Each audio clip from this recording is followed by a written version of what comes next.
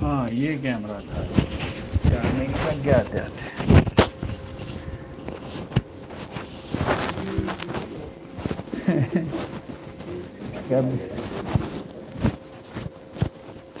اس کا آج تجربہ کرنا تھا لیکن سیٹنگ نہیں ہو رہی ابھی تک نہیں کی اب نیکسٹ ٹائم کریں گے اچھا جی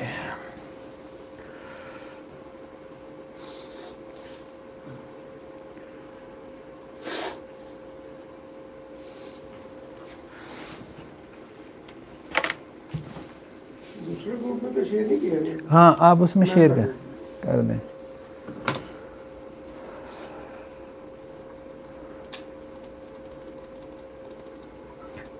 آواز ذرا چیک کیجیے گا آ رہی ہے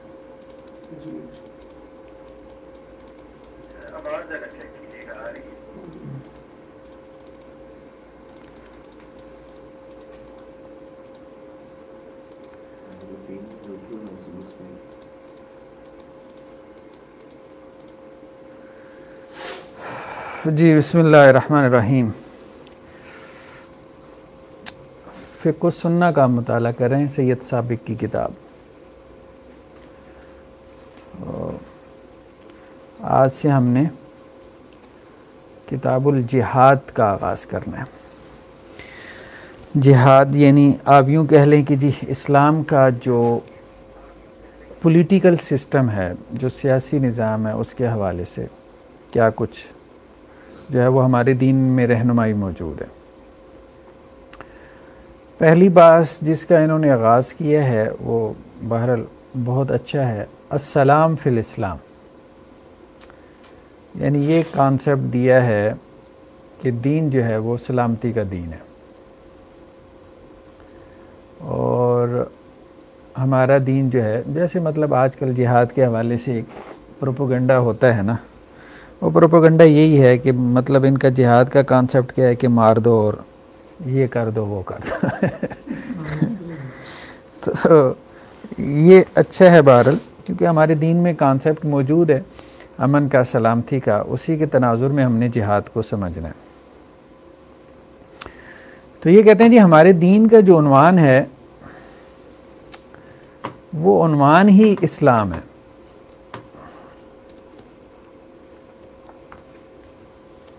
تو یہ جو ہمارے دین کا ٹائٹل ہے اسلام یہی بتا رہا ہے کہ یہ اصل میں سلامتی کا دین ہے اگر یہ کوئی مار دھاڑ کا دین ہوتا تو اس کے نام سے واضح رہا ہوتا کہ یہ کوئی مار دھاڑ کا دین ہے کیونکہ اسلام کا لفظ سلام سے بنا ہے ٹھیک ہے اور سلام کا مطلب کیا ہے امن پیس اور اس دین کا جو خالق ہے یعنی اللہ سبحانہ و تعالی اللہ کے ناموں میں سے ایک نام کیا ہے سلام بھی ہے اور اس دین کے جو نبی ہیں ان کا کیا فرمان ہے اپنے بارے میں انما انا رحمہ مہدا کہ میں رحمت بنا کے بھیجا گیا ہوں ٹھیک ہے اور لوگوں کے لیے مطلب ہدایت کا ذریعہ ہوں اور ان نبی کے بارے میں قرآن کیا کہتا ہے وَمَا أَرْسَلْنَاكَ إِلَّا رَحْمَةً لِلْعَالَمِينَ یعنی رحمت کے طور پہ ان کا تعارف ہے اس دین کا اس دین کے خالق کا اس دین کے نبی کا جو تعارف ہمیں ملتا ہے اس دین میں وہ کیا ہے وہ سراپا رحمت ہے وہ پیس ہے وہ امن ہے وہ سکون ہے وہ سلامتی ہے پھر اس دین کی آپ ہدایات کی طرف آئیں تو یہ کہا گیا کہ لوگوں میں اللہ کے نزدیک سب سے زیادہ قریب کون ہے باداءہم بالسلام حدیثوں میں آتا ہے نا جو سلام میں پہل کرتا ہے تم میں سے بہتر وہ ہے جو سلام میں پہل کرے یعنی اس دین میں بہترین آدمی وہ ہے جو دوسرے پہ سلامتی بھیجے ٹھیک ہے اور اسی طرح اس دین میں مسلمانوں کے آپس میں ملنے کے لیے جس چیز کو مطلب تحیہ کہتے ہیں گریٹنگز کے لیے جس چیز کو مقرر کیا گیا ہے وہ بھی کیا ہے وہ بھی سلام ہے اس کے لیے بھی جو ورڈز ہیں جو الفاظ ہیں وہ کہیں السلام علیکم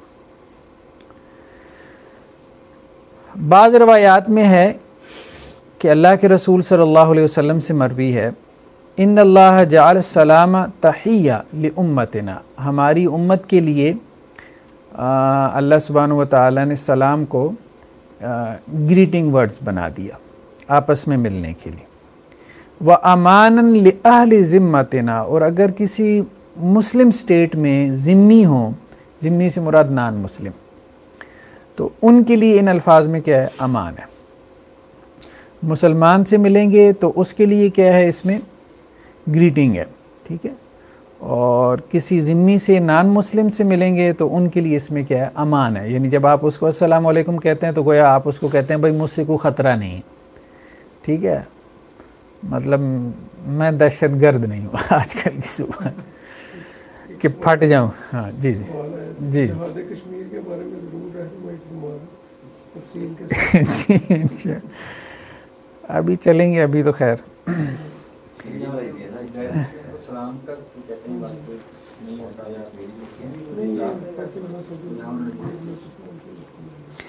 دیکھیں نان مسلم کو جو ہے نا، وہ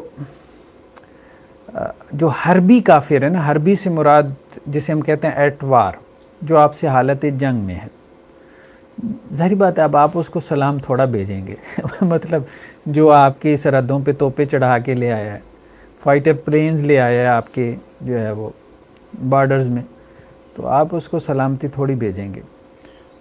تو لیکن یہ ہے کہ جو ذمی ہے کسی مسلم سٹیٹ کے اندر، پرامن شہری جسے ہم کہتے ہیں، سویلینز کہتے ہیں، تو ان کو سلام کہنے میں کوئی حرج نہیں، یا ان کا سلام کا جواب دینے میں کوئی حرج نہیں. کیوں؟ یہاں سلام سے مراد دعا نہیں ہے. یہ وہی نقطہ عرض کر رہے ہیں کہ جب ہم مسلمان کو کہتے ہیں تو یہ دعا ہے، جب ہم ذمی کو کہتے ہیں تو یہ دعا نہیں ہے، کیونکہ وہ نان مسلم ہے. ہاں اس کو آپ کہہ رہے ہیں بطور کہ بھائی تم مجھ سے، مطلب مجھ سے تمہیں کوئی خطرہ نہیں ہے، ہم پرامن لوگ ہیں، ٹھیک ہے، ہم تمہارے حقوق، تمہارے رائٹس کی کیا کریں گے؟ ان کو سیکیور کریں گے، ہم تمہارے ساتھ ظلم اور زیادتی نہیں کریں گے. تو گویا آپ اس کو یہ میسیج دے رہے ہوتے ہیں ان کلمات کے ذریعے. بہرحال یہ بہت بڑا میسیج ہے، بہت بڑا میسیج ہے. سر یہ وہ حدیث میں تو ہے نا جو سارا کے ساتھ وعلیکم ان کو کہنا، تو اس میں اس کے ساتھ کس طرح کی تطبیق ہے؟ یہ جو ہم لگا رہے ہیں اصل میں وہ جو روایات میں آتا ہے نا، وہ تھے نا جو سازشی عناصر تھے، سازشی عناصر تھے، مطلب اسلام کے خلاف سازشیں کرتے تھے اور بگاڑ کے کہتے تھے السلام علیکم. مطلب یہ بھی آتا ہے بعض روایات میں کہ وہ اس کو موت کے معنی میں لے جاتے تھے. ہاں، کہ پھر ان کو کہا گیا کہ ان کو آپ کہیں وعلیکم، مطلب جیسا تم ہمارے بارے میں بد دعا کر رہے ہو ویسی ہی بد دعا تمہاری طرف لوٹ جائے. تو وہ پھر وہی بات ہے نا کہ یہ کیس ٹو کیس ویری کرتا ہے.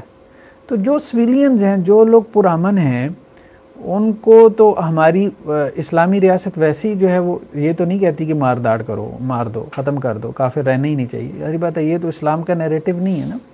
تو جب آپ نے ان کو رہنے کی اجازت دے دی، جب آپ نے ان کو کہا کہ جی ان کے جو سینیگاگ ہیں، ان کے چرچز ہیں، وہ ان میں اپنی عبادت کر سکتے ہیں، یا یہ کہ وہ اپنے دین پہ باقی رہ سکتے ہیں، لا اکراہ فی الدین، دین میں کوئی جبر نہیں، تو پھر ظاہری بات ہے آپ خود ان کو سیکیور کر رہے ہو، ٹھیک ہے، آپ ان کو ان کے رائٹس دے رہے ہو. تو سلام کہنا کوئی اتنی بڑی بات نہیں ہے ان سب حقوق کے مقابلے میں جو آپ نے ان کو دے دیے. وہ جن کے حوالے سے منع کیا گیا وہ بیسیکلی حربی کافر ہے، ٹھیک ہے، جو حالت جنگ میں ہیں، جو مسلمانوں کے خلاف سازشیں کرتے ہیں، یا جو سلام کے الفاظ میں آپ کو بد دعائیں دیتے ہیں. تو آپ ان کو جواب میں کہیں بھئی یہ جیسے تم ہمیں سلام کہہ رہے ہو نا، ویسے ہی سلام تمہاری طرف بھی لوٹ جائے. وہ اس معنی میں ہے. سر وہ معاشرے میں رہتے ہوئے نا اکثر جاننے والی ہے نا، وہ میں نے دیکھا احتراماً وہ کہتے ہیں کہ آپ یعنی وہ دیکھتے ہیں کہ مسلمان آتے پھر وہ گریٹنگ کے طور پہ السلام علیکم کہتے ہیں. ہم پہلے وہ نہیں کہتے تھے. نہیں، کہہ دینا چاہیے. اس سے دیکھیں نا ایک حسن سلوک جو ہے، آپ کے ایک اچھے اخلاق کا تاثر جاتا ہے، ٹھیک ہے. تو میرے خیال میں اس معنی میں کیا ہے، دیکھیں وہی بات ہے نا کہ سلام کا جواب جب آپ دے رہے ہیں اس کے دو معنی ہیں. اگر مسلمان کو جواب دے رہے ہیں تو وہ دعائیہ کلمات ہیں، اگر نان مسلم کو جواب دے رہے ہیں تو آپ اسے کہہ رہے ہیں بھائی تم مجھ سے امن میں ہو. تو آپ ظاہری بات ہے اب آپ اس کو کوئی چھیڑ خانی تھوڑی کر رہے ہیں. یا آپ کے ذہن میں کوئی نیت اور ارادہ یہ ہے کہ جی میں نے اس کو دبانا ہے، ٹھیک ہے، یا میں نے اس کے ساتھ زیادتی کرنی، جب ہے ہی نہیں، آپ کی نیت، آپ کا دل اس کے حوالے سے صاف ہے، آپ اسی بات کا اظہار جو ہے وہ اسلام کے ورڈ سے کر رہے ہیں تو کوئی حرج نہیں ہے۔ تو وہی اخلاق جو آپ کے باطن میں ہے اس کا اظہار آپ کی زبان سے بھی ہو رہا ہے، ٹھیک ہے۔ تو اب ہمارے ہاں تو اللہ کا شکر ہے ایسا نہیں ہے سوچ، مغرب میں مسلمانوں کے بارے میں یہ سوچ ہے کہ جی کسی کے ساتھ مسلمان کا نام، یا ایون کہ پاکستانی جو ہے اگر ان کو پتہ چل جائے تو وہاں یہ پاکستانی فوبیا آپ کو نظر آتا ہے، اسلام فوبیا نظر آتا ہے، وہ مس بیہیو کرتے ہیں، تو ہیلے بہانوں سے جو ہے وہ ان کو جو ہے وہ ٹارچر کرنے کی کوشش کرتے ہیں۔ لیکن ہمارے اللہ کا شکر ایسا نہیں ہے، جب ہمارے دل صاف ہیں تو یہ نہیں کہ جی کوئی کرسچین دیکھ لیا تو اب میں نے اس کو تنگ کرنا ہے، ایسا تو میرا نہیں خیال کسی انسان کے ذہن میں کوئی بات مسلمان کے ذہن میں آتی ہے، نہیں ایسا، مذہب کی بنیاد پہ۔ تو سلام کا جواب دے دینا چاہیے، اگر کوئی کرسچین بھی سلام کرے نا تو ان کا جواب دے دینا چاہیے۔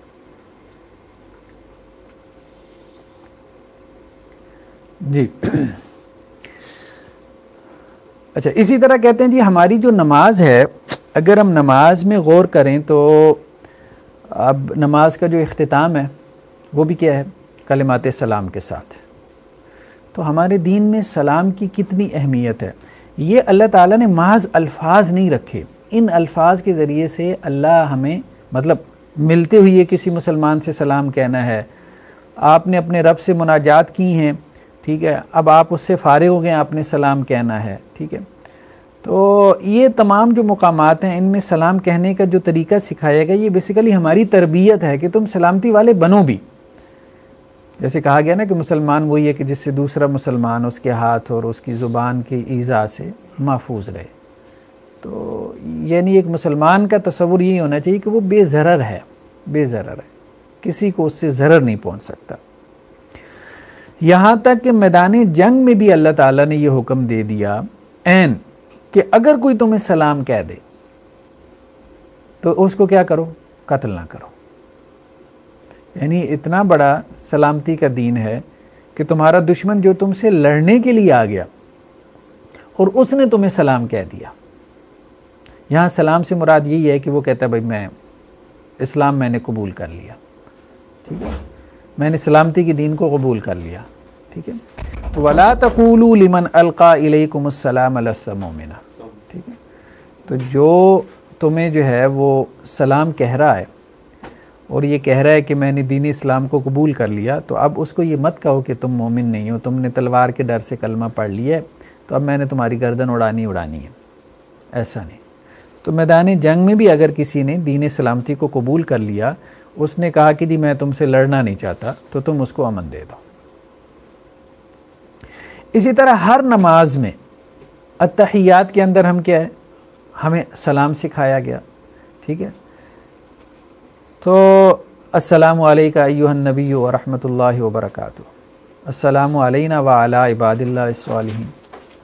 پھر اللہ تعالیٰ یہ کہہ رہے ہیں کہ قیامت والے دن جب اہل جنت جنت میں ملیں گے، تحیتہم یوم یلقونہ السلام۔ ادھر آ جائے میرے خیال میں،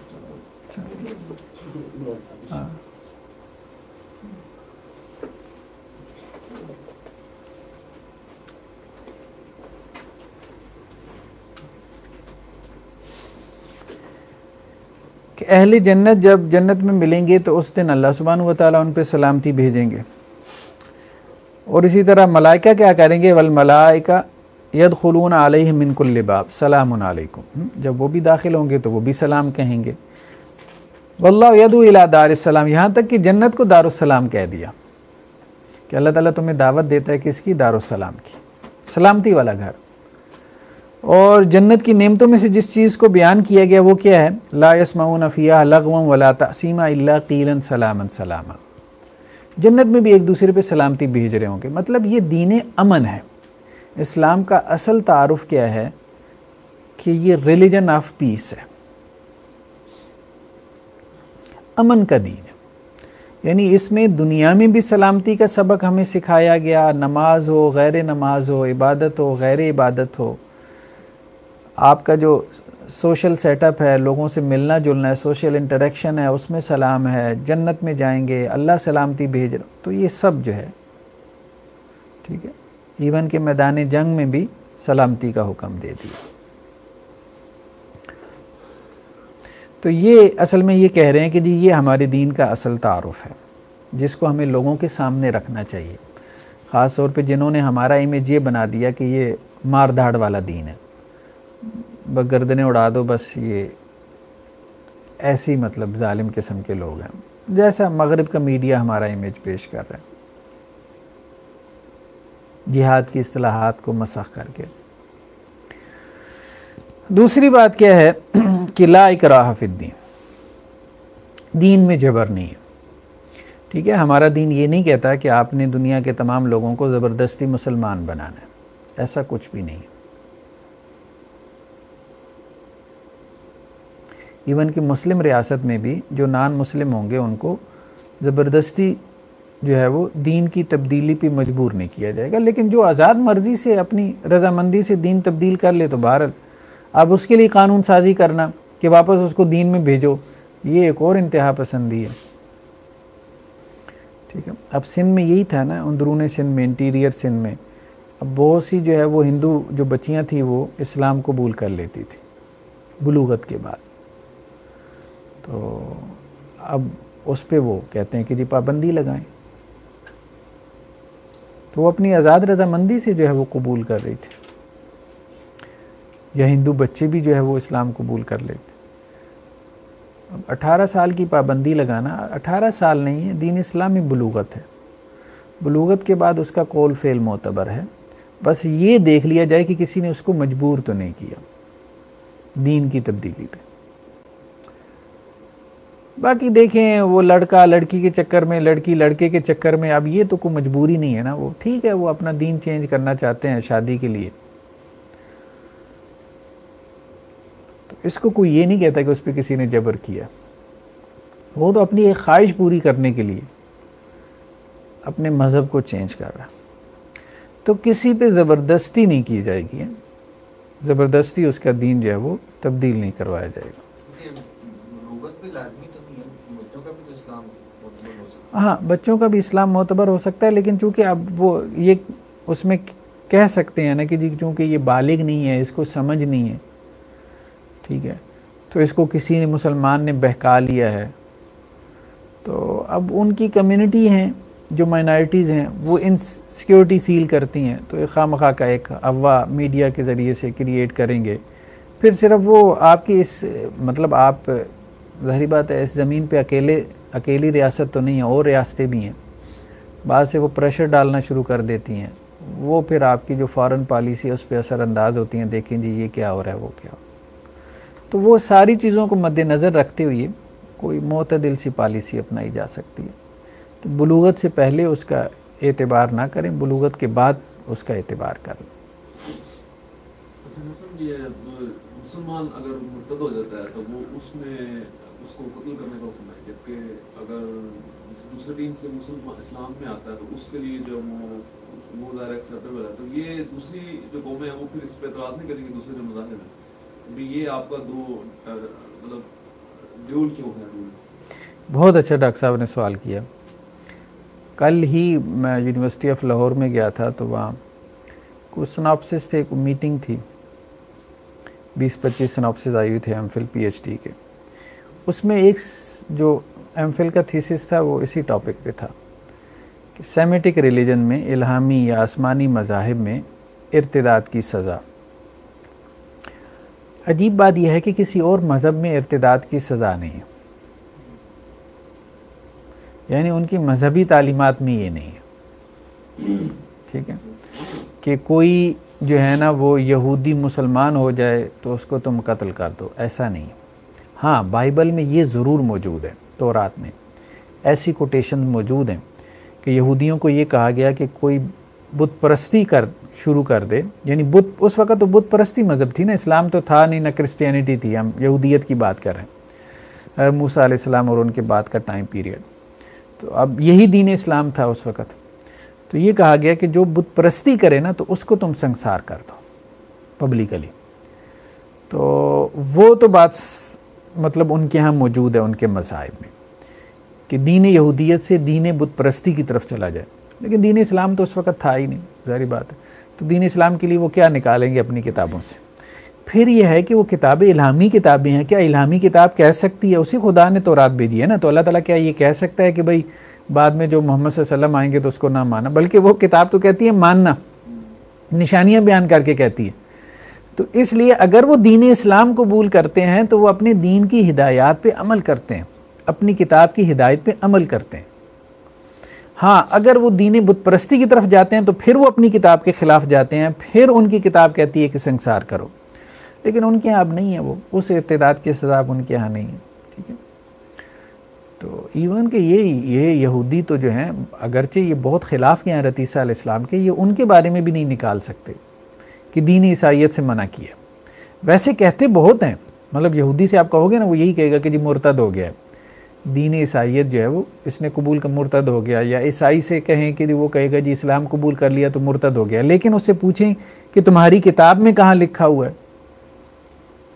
کہ یہودی عیسائیت قبول کرے؟ عیسیٰ بھی ایمان لے آئے تو وہ مرتد ہو جاتا ہے، وہ واجب القتل ہے، یا عیسائی جو ہے وہ دین اسلام کو قبول کر لے تو وہ مرتد ہو جاتا ہے، یہ تمہاری کتاب میں تو وہ نہیں ہے۔ پھر باتیں، لیکن ہمارے ہاں تو دیکھیں وہ موجود ہے چیز، ہمارے تو دین میں واضح طور پہ رسول اللہ کی احادیث میں موجود ہے کہ جو اپنے دین کو بدل لے، ان کے ہاں نہیں ہے ایسا کچھ، یعنی ان کے دین میں نہیں ہے۔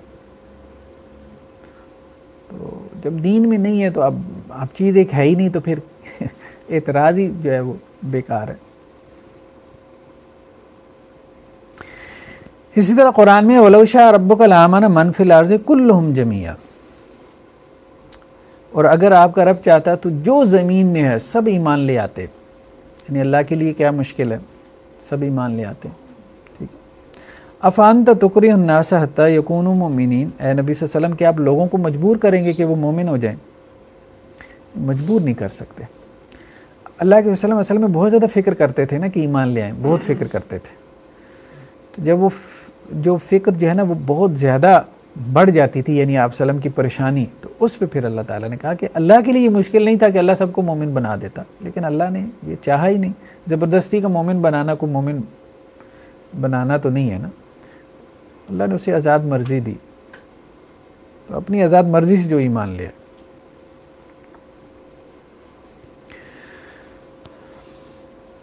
وَمَا كَانَ لِنَفْسٍ أَن تُؤْمِنَ إِلَّا بِإِذْنِ اللَّهِ، جو بھی ایمان لائے گا تو اللہ کی اذن سے۔ وَيَجْعَلُ الرِّجْسَ عَلَى الَّذِينَ لَا يَعْقِلُونَ، ہاں جو عقل نہیں رکھتے اللہ تعالیٰ ان کے دماغوں پہ، ان کی عقلوں پہ گندگی ڈال دیتے ہیں۔ مطلب جو ایمان نہیں لاتا تو مطلب کیا ہے کہ وہ اس کی عقل بند ہے، کہتے ہیں ہم اپنی زبان میں کہتے ہیں اس کے اللہ نے مت مار دی ہے، لیکن وہ جو ایمان نہیں لا رہا وہ اپنی آزاد مرضی سے ایمان نہیں لا رہا، تو اس لیے اللہ نے مجبور نہیں کیا، کیونکہ یہ دنیا دار آزمائش ہے، تو آزمائش تبھی ہو سکتی ہے جب اختیار ہو، آپشن ہو۔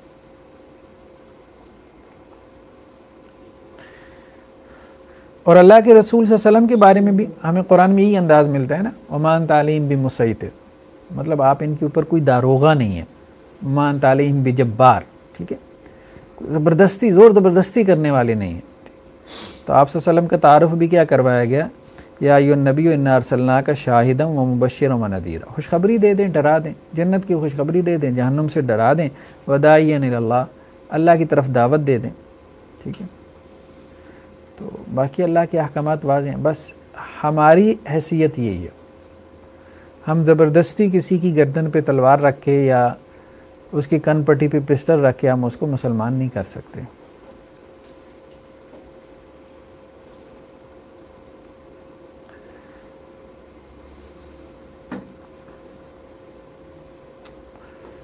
سوشل ریلیشن شپس، علاقات انسانیہ،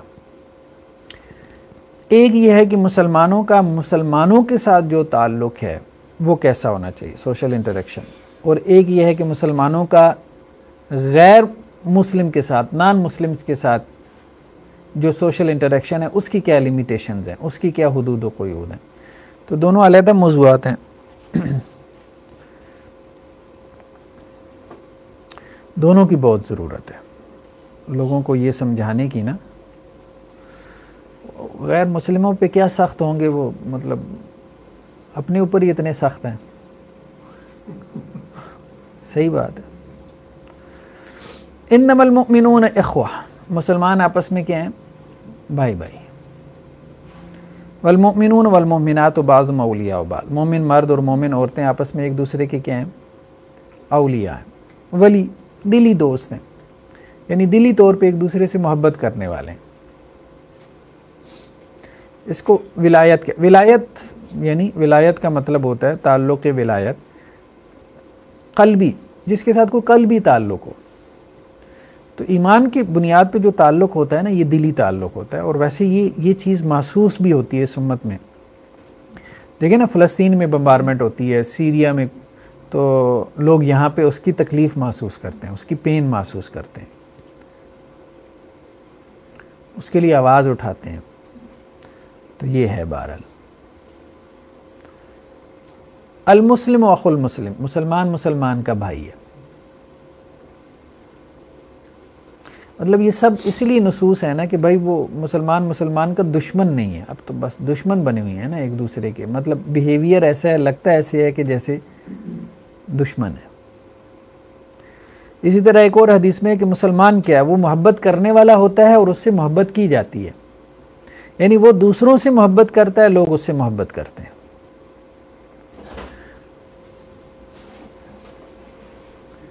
اور اللہ کے رسول نے فرمایا کہ اس شخص میں کوئی خیر نہیں ہے، اس شخص میں کوئی خیر نہیں ہے جو نہ محبت کرتا ہے نہ لوگ اس سے محبت کرتے ہیں.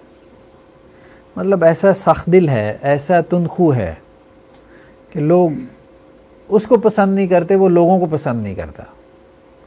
اس میں کوئی خیر نہیں ہے. ہاں، المؤمن للمؤمن کالبنیان، مومن مومن کے لیے کیا ہے؟ دیوار کی مانند ہے، عمارت جیسے. ٹھیک ہے. اور اس دیوار کا بعض کو مضبوط کرتا ہے. یعنی وہ اینٹیں ہیں نا، تو وہ اینٹیں ایک دوسرے کو مضبوط کر رہی ہیں. اسی طرح ایک اور حدیث میں ہے کہ مسلمانوں کی مثال کیا ہے؟ باہمی محبت میں، باہمی الفت میں، آپس میں ایک دوسرے پہ شفقت کرنے میں. جیسا کہ ایک جسم کی مثال، کہ اگر اس میں سے ایک عضو جو ہے اس کو تکلیف محسوس ہو تو سارا جسم جو ہے وہ رات بھر تکلیف محسوس کرتا ہے. حمہ مطلب اس کے کیا کہتے ہیں اس کو، بخار کی وجہ سے. ٹھیک ہے. پین کی وجہ سے. مطلب سر میں درد ہوگی تو پورے جسم میں درد محسوس ہوگی نا. پورا جسم یہ تو نہیں کہہ سکتا سر میں درد ہو رہی ہے مجھے کیا. ٹھیک ہے. تو اسی طرح سے اگر کسی ایک مسلمان کو تکلیف ہوگی تو پوری امت اس پہ تڑپ اٹھے گی. تو یہ بہت بڑا ایک لٹمس ٹیسٹ ہے کہ آپ امت کا حصہ ہیں کہ نہیں ہیں. اگر آپ امت کا درد محسوس کرتے ہیں، یعنی امت میں کہیں پہ کشمیر میں، فلسطین میں، سیریا میں کہیں بھی مسلمانوں پہ ظلم ہوتا ہے اور آپ اس کی پین فیل کرتے ہیں، تو آپ گویا امت کا حصہ ہیں. اور اگر آپ نہیں کرتے تو آپ اس امت کا کون سا حصہ ہیں؟ وہ آپ تو جسم سے باہر ہیں نا. آپ جسم سے باہر ہیں.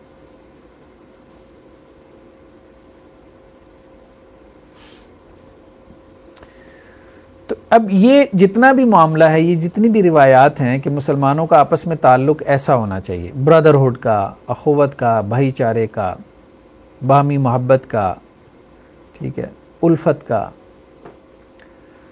تو ایک دوسرے کی تکلیف محسوس کرنے کا، یہ تبھی ممکن ہے جب کہ وہ ایک جماعت کی صورت میں رہیں. ٹھیک ہے.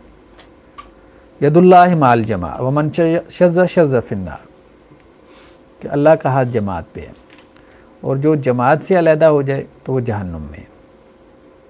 مطلب جہنم میں ہے سے مراد جہنم میں چلا جائے گا. زیادہ جو ہے وہ گمان یہ ہے. تو اتنی جماعتیں بن جاتی ہیں اس کا کیا حساب؟ ہاں، یہ عام سوال ہے شیخ صاحب کا کہ اتنی جماعتیں ہیں تو کس جماعت کے ساتھ؟ دیکھیں، اس کی دو تعبیریں کی جا سکتی ہیں جو مجھے سمجھ میں آتی ہے. ایک تو کلاسیکل تعبیر ہے، وہ بھی درست ہے. ایک نئی تعبیر مجھے سمجھ میں آتی ہے اور وہ بھی بالکل درست معلوم ہوتی ہے احادیث کی روشنی میں. کلاسیکل تعبیر تو یہ ہے کہ یہاں یہ جو الجماع کہا گیا ہے، یہ جماعتیں ہیں، یہ بغیر الف لام کے ہیں، یعنی چھوٹی چھوٹی جماعتیں. الجماع یہ ایک ہی ہے.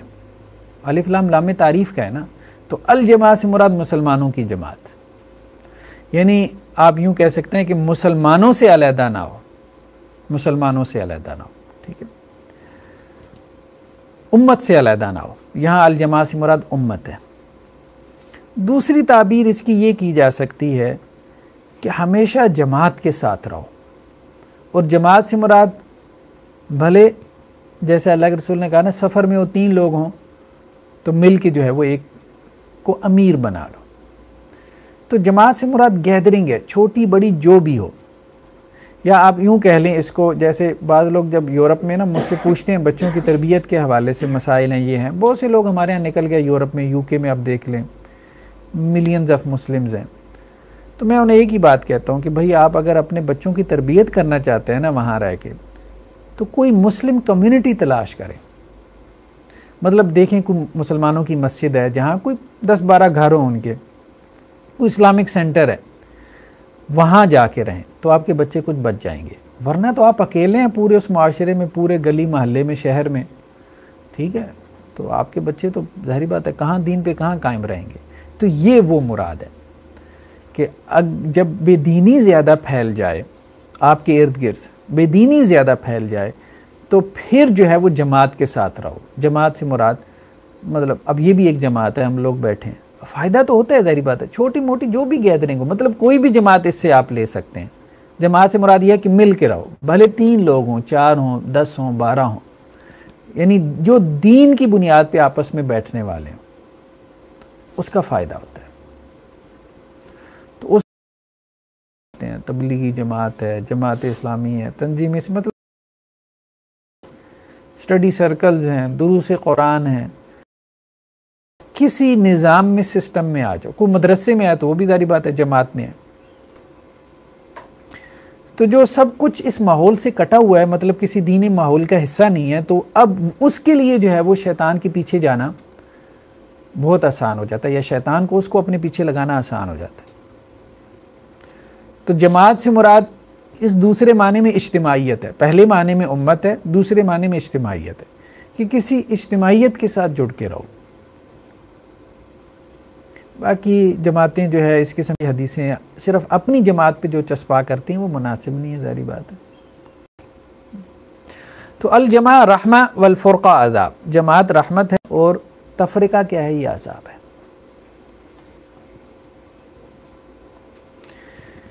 ایک اور حدیث میں الاثنان خیر من واحد، 2 ایک سے بہتر ہے، والثلاثہ خیر من الاثنین، 3 2 سے بہتر ہے، والاربع خیر من الثلاثہ، اور 4 3 سے بہتر ہے۔ فعلیکم بالجماع، تو آپس میں مل کے رہو۔ اس حدیث سے اشارہ جاتا ہے کہ 2 3 4 جتنے بھی ہیں مل کے رہیں۔ فإن اللہ لن یجمع امتی الا علی ھدی، تو جب وہ جمع ہو جائیں گے اللہ کی خاطر تو پھر اللہ انہیں ہدایت پہ جمع کر دے گا۔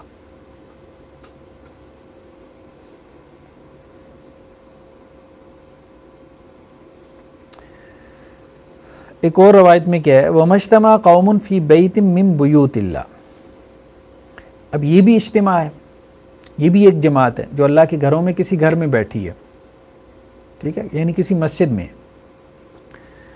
یقرؤون القرآن ویتدارسونہ بینہم، قرآن پڑھ رہے ہیں، قرآن کی درس و تدریس ہو رہی ہے، الا نزلت علیہم السکینہ، تو ان پہ سکینت نازل ہوتی ہے، وخفت علیہم الرحمہ، رحمت ان کو ڈھانپ لیتی ہے، وذاکرہم اللہ فی ملأ عندہ، تو اللہ ملأ اعلیٰ کے فرشتوں کے پاس ان لوگوں پہ فخر کرتے ہیں، یعنی ان کا تذکرہ کرتے ہیں فخر کے ساتھ کہ یہ میرے بندے میری خاطر جمع ہوئے ہیں۔ تو جماعت سے مراد سادہ معنوں میں بھی جماعت، اجتماع، لیکن وہ اجتماع اللہ کی رضا کے لیے ہو، کسی دنیاوی غرض سے نہ ہو، دین کی خاطر ہو۔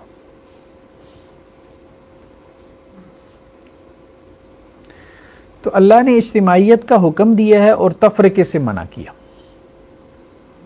ٹھیک ہے، جسے ہم فرقہ واریت کہتے ہیں، یعنی امت کو پھاڑنے سے منع کیا، ٹکڑے ٹکڑے کرنے سے منع کیا۔ یہاں سے نا یہ سارے مسائل نکلتے ہیں ہمارے ہاں کہ جماعتیں اور مسلک اور تحریکیں بنانے کی کس حد تک اجازت ہے۔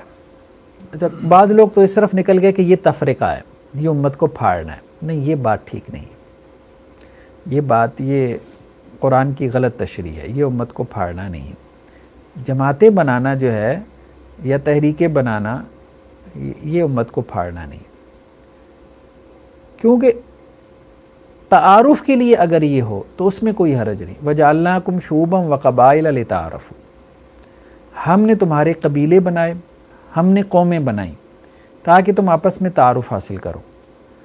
تو جس طرح ایک فرد کا نام رکھا جا سکتا ہے، تو کچھ لوگ مل کے کہتے ہیں جی ہم نے یہ کام کرنا ہے۔ اب دیکھیں اتنی این جی اوز بنی ہیں،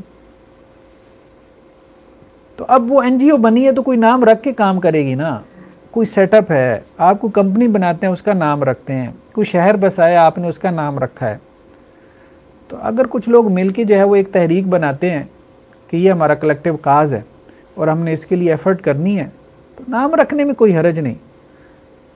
اب یہ دلیلیں دینا ہوا سماکم المسلمین، مطلب یہ سطحی ذہن ہے نا، بہت سطحی ذہن ہے۔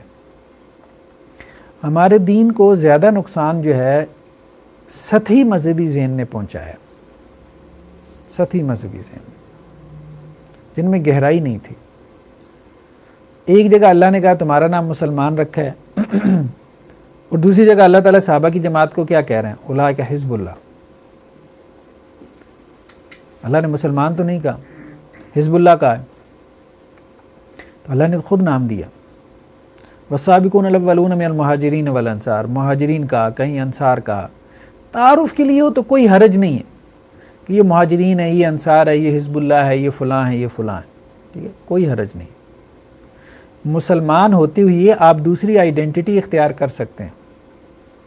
ایک مولانا صاحب پچھلے دن لگے ہوئے تھے تو کہتے ہیں کہ جماعت المسلمین کا مناظر جو ہے نا، مجھے کہنے لگا کہ یہ کیا تم نے مسلک پرستی شروع کی ہوئی ہے؟ میں نے کہا کیا؟ کہتے ہیں اللہ نے تمہارا نام مسلمان رکھا ہے، تم کہتے ہو ہم دیوبند اہل حدیث بریلوی اور یہ فلاں۔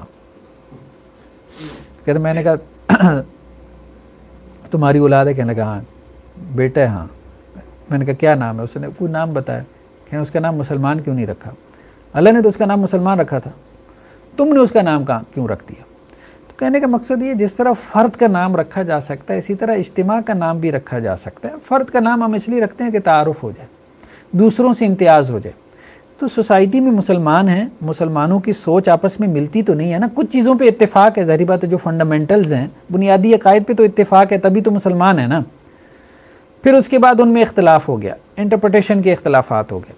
اب وہ اپنا تعارف کی جی میں فلاں انٹرپریٹیشن کو قبول کرتا ہوں، یا فلاں سیٹ آف بیلیف ہے، مسلمان ہوتی ہی آگے نیچے جو ہے وہ فلاں سب کیٹیگری سے، تو اس تعارف کے لیے اگر وہ اپنے آپ کو اہل حدیث کہہ دے، یا کچھ اور کہہ دے، سلفی کہہ دے، یا کچھ اور کہہ دے، دیوبند کہہ دے، بریلوی کہہ دے، تعارف کے لیے تو کوئی حرج نہیں۔ لیکن اگر تعصب اختیار کرے، تعصب سے مراد یہ ہے کہ وہ اپنے مسلکی نام کو یا اپنے جماعتی نام کو اسلام کا مترادف بنا لے، اسلام کا مترادف، یہ غلط ہے، یہ تفرقہ ہے۔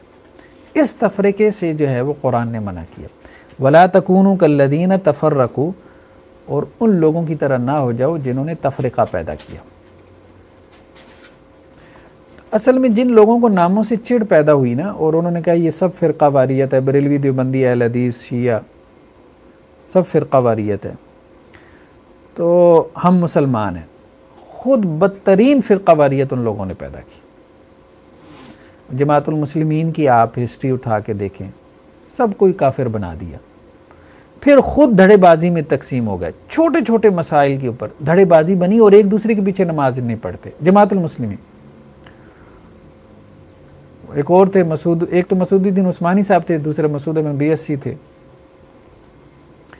تو وہ ہیں دونوں مسعود تھے، تو وہ واقعتاً نہیں، اہل حدیثوں کے پیچھے نماز جنازہ نہیں پڑھتے، سلام نہیں کرتے، اہل حدیثوں کو سلام نہیں کرتے۔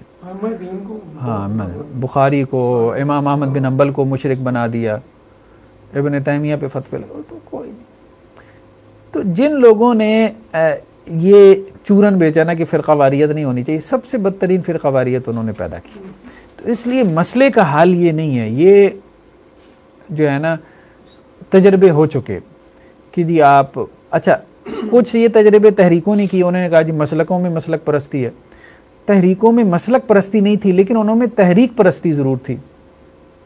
جماعتوں میں آپ دیکھیں وہاں مسلک پرستی نہیں ہے لیکن ان میں تحریک پرستی ہے، یعنی اپنی تحریک کے علاوہ کسی دوسری تحریک کا درس قرآن نہیں کرنے دینا، یا اس کے کسی جو ہے وہ دینی اجتماع میں شریک نہیں ہونا. یہ کیا؟ تو وہ جب تحریکیں وجود میں آئیں وہ مسلک پرستی کے رد میں وجود میں آئیں لیکن خود تحریک پرستی کا شکار ہو گئیں. تو اب ایسی کتنی مثالیں ہیں. خود تو میرا کافی ساری تحریکوں سے تعلق رہا نہیں، آپس میں جیسے مسلکوں کی آپس میں خار ہے ویسی تحریکوں کی آپس میں خار ہے. ایک دوسرے سے آپ کہیں نا کہ جی اپنا پلیٹ فارم شیئر کریں، سوال ہی نہیں پیدا ہوتا. تو یہ کون سا وہ دین کا کاز اور یہ اور وہ نہیں، یہ نہیں. اس لیے یہ جو سٹانس لیا گیا نا کہ جی یہ سارے غلط ہم ٹھیک، اصل میں کرنے کا کام یہ نہیں تھا کہ ساروں کو غلط قرار دے دیں آپ، کیونکہ اس کے بعد پھر آپ نے ان میں سے ایک بن جانا. حل یہ تھا کہ آپ یہ کہیں کہ بھئی جہاں جہاں ہو نا اصلاح کا کام کرو.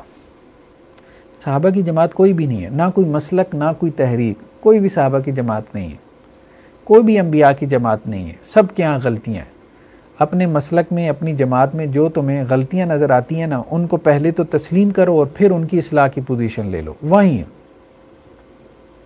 اور یہ کام بعض لوگوں نے کیا ہے، ان کو اپریشیٹ کرنا چاہیے. دیکھیں جیسے بریلوی مسلک میں وہ پیر نصیر الدین صاحب تھے، اب توحید کے اوپر ان کے کچھ میں نے کلپس سنے ہیں بڑے اچھے، اور گدی نشین ہو کے اپنے سامنے لوگوں کو بیٹھ کے درس دینا بڑی بات ہے کہ یہ کیا کر رہے ہو. ٹھیک ہے، عرسوں اور میلوں ٹھیلوں پہ بڑی بات ہے، اپریشیٹ کرنا چاہیے. بڑی جرت کا کام اسی مسئلے کا. ایک اور آج کل ہیں ان میں ڈاکٹر سلیمان مصباحی نام ہے شاید، ہاں ان کے کلپس میں نے سنے. نعت خانوں کو تھوڑا جو ہے وہ اصلاح کر رہے تھے ان کی. وہ تو کہیں گے ہمیں رگڑا لگا رہے تھے لیکن وہ اصلاح کر کیا رسول اللہ علیہ وسلم کا نام بیچ رہے ہو، پیسے کماتے ہو، جا کے پہلے جا کے طے کرتے ہو کہ جی اتنے دو گے تو نعت پڑھیں گے. تو یہ ہے ہر مسلک میں جو ہے وہ خطیب صاحب بیان فرما رہے تھے کہ یہ جو آیت نازل ہوئی ہے کہ اللہ کی آیات کو بہت تھوڑی چیزیں ہوئی ہے کہ یہ یہودی اور نصرانی علماء کے لیے ہے، یہ مسلمان علماء کے لیے.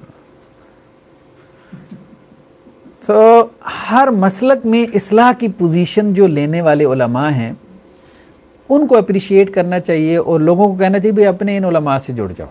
اپنی روٹی پکی کر رہے سر. اب دیوبند میں دیکھیں جیسے اب یہ مفتی طارق مسعود صاحب ہیں، دیکھیں اہل حدیث علماء ان سے جمعہ پڑھا، کوئی بات ہے تو جمعہ پڑھوا رہے ہیں نا، اور ذکر خیر کرتے ہیں، اہل حدیث کا ذکر خیر کرتے ہیں، تو ہر جگہ آپ کو معتدل علماء مل جاتے ہیں.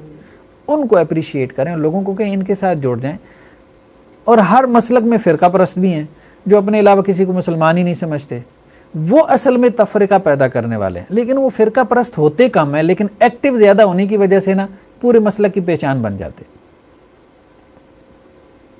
ہمارے اہل حدیثوں میں کچھ ہیں، کبھی ڈاکٹر ذاکر نائک کے پیچھے پڑ جائیں گے، کبھی ڈاکٹر فرحت ہاشمی پہ فتوے لگانا شروع ہو جائیں گے کہ جی اس کا منہج ٹھیک نہیں ہے، وہ ڈاکٹر ذاکر نائک اہل حدیث نہیں ہے، کبھی کسی کے پیچھے. تو بھائی جو کام کر رہے ہیں کچھ نہ کچھ کام کر رہے ہیں دین کا، بس اب آپ سے پوچھ کے تھوڑا کرنا ہے انہوں نے.